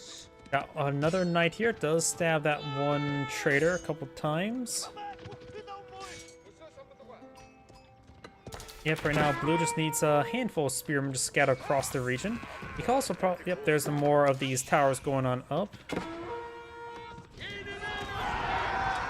Nice stretch way forward, gets a good strike there. Mongol archers trying to need to focus on those spearmen. Keshiks can't really charge against those Royal Knights as long as those spearmen are nearby.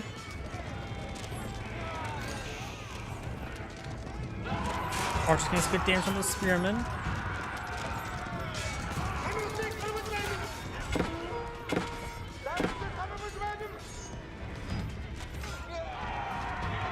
Keshiks do go down. Royal Knights slowly being picked on off. Another charge there. It looks like almost all the spearmen's gone down. The Keshiks now be just engaging. Does use the arrow there, but I don't think he can break through this opponent's Royal Knights. A couple more Keshiks coming from the flank, as well as some more archers. Now he's going to have to focus on those Keshiks with his archers. Not great. He's going to try to take out some more traders, which will allow the Keshiks to get some more shots there. More Mongol archers being brought on in. At this point in time, he needs to get those traders inside the outpost. More Keshiks being brought in. More Mongol archers. Red will lose his army. Another Keshik there. Keshiks will have no problem with movement speed. They have improved movement speed thanks to nearby Yam network. They move almost as fast as horsemen. And now the rest of these archers will be cleaned up by the Keshiks.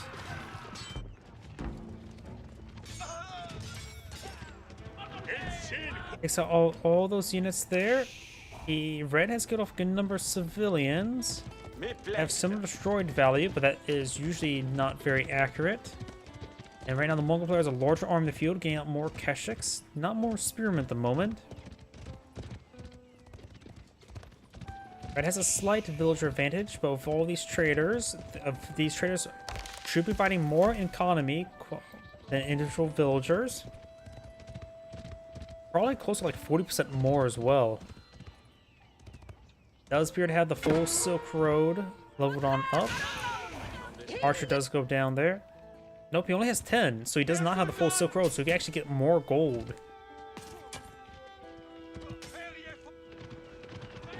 Guild Hall now being established by the French player. The Mongol player almost have enough resources age on up as well. Villagers do get inside the outpost. One guy just draw the short stick. Short straw. Village trader does not get inside the outpost there. Got a couple spearmen here, relatively fresh. Unupgraded still. Now got the Kurultai being established as well.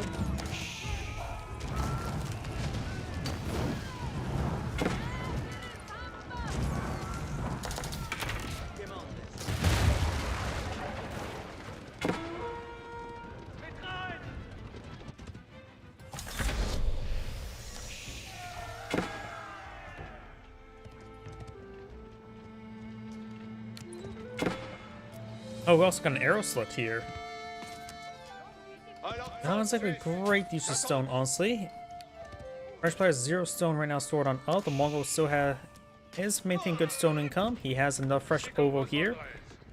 Plenty of stone there. He has not got a whistling arrow. He is going for the superior mobility.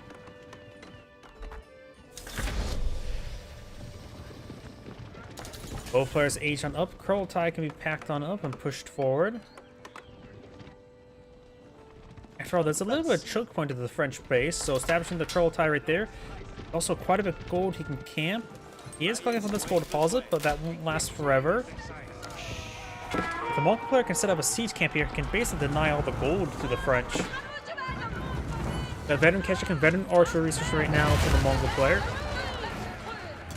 French player is going for the Arbaletiers, a good crossbowman variant.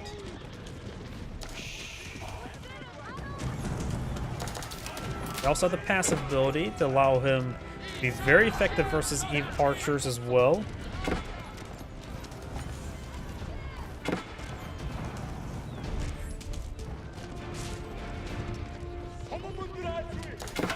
And for overall knights, distracting all those units. Kurultai established there. He does not have siege engineers, let alone improved in siege engineers.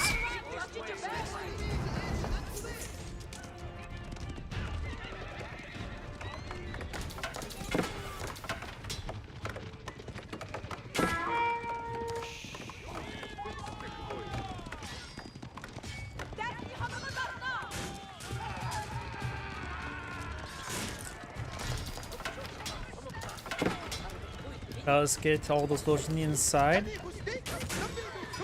Good little tag out there. Some of the Mongol villagers will go down.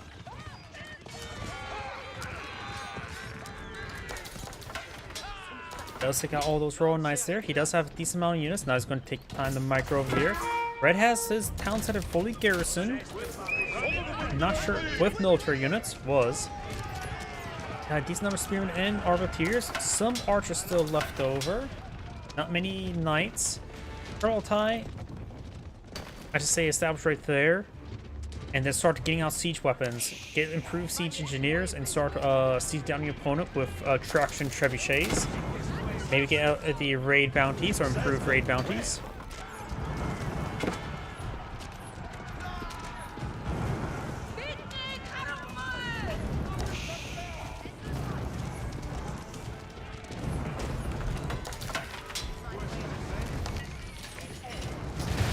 Gate does go down now. The Step Lancer research.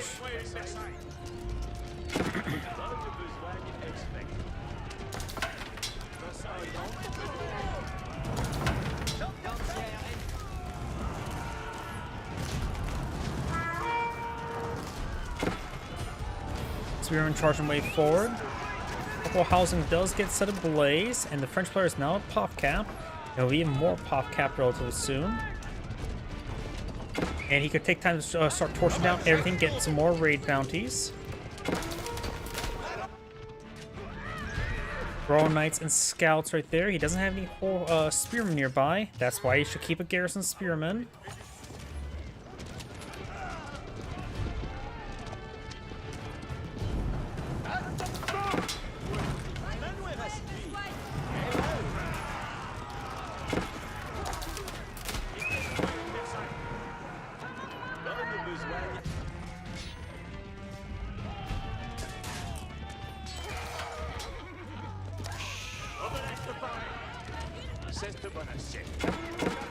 Profiteers taking a little bit of damage there from the Mongol archers. Kurultai is in good position. Some of these Royal Knights being cleaned on up. Right now there's 17 traders on the field, so he's getting the max Silk Road. 81 gold.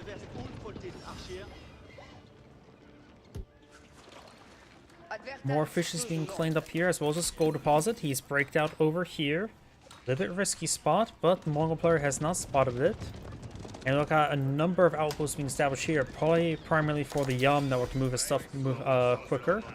Don't know if he actually has researched Yam network. That would be quite useful to help make his infantry move around. He has not.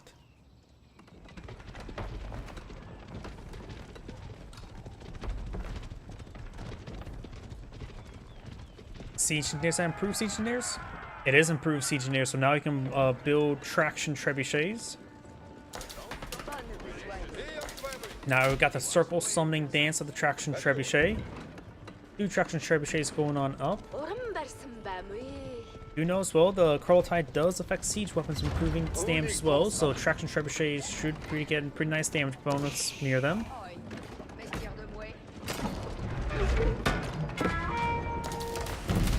And all he needs to do is destroy 3 landmarks. We got these 2 here, and the guild hall is way down here. Who's currently tasked on the food, has 1,000 food stored on up. He could withdraw from it to get a good spike in food. Traction trebuchet fire away. He does active defense arrow, but I don't think he has a whistling arrow. Nope, he does not. Whistling arrow does really help out. Mangonel pull in the field. You can try traction trebuchets to counter barrage it. Won't go too well though.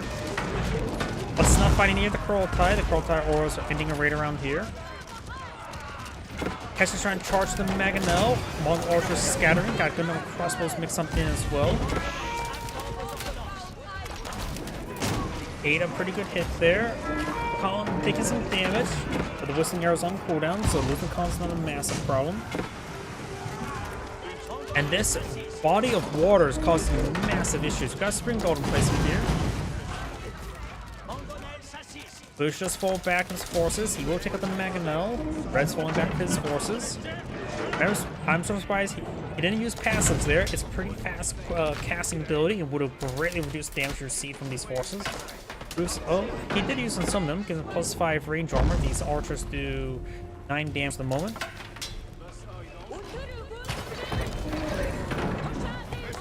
School Cavalry has been set ablaze and has gone down. Traction trebuchets pushed forward. He sees his fighting gets a good amount of range as well. He could probably mix in some Mangonels. He also needs some Spearmen.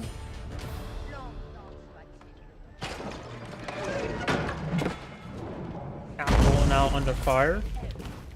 Also got a backline keep here, which does also provide the keep influence, reduce the cost of nearby archer ranges and stables.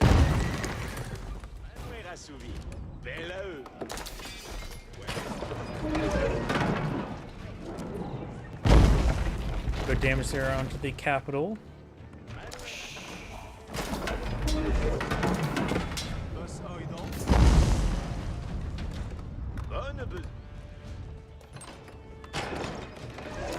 Player has a lot of food. Guild Hall needs to cast in the gold. It's currently casting the gold.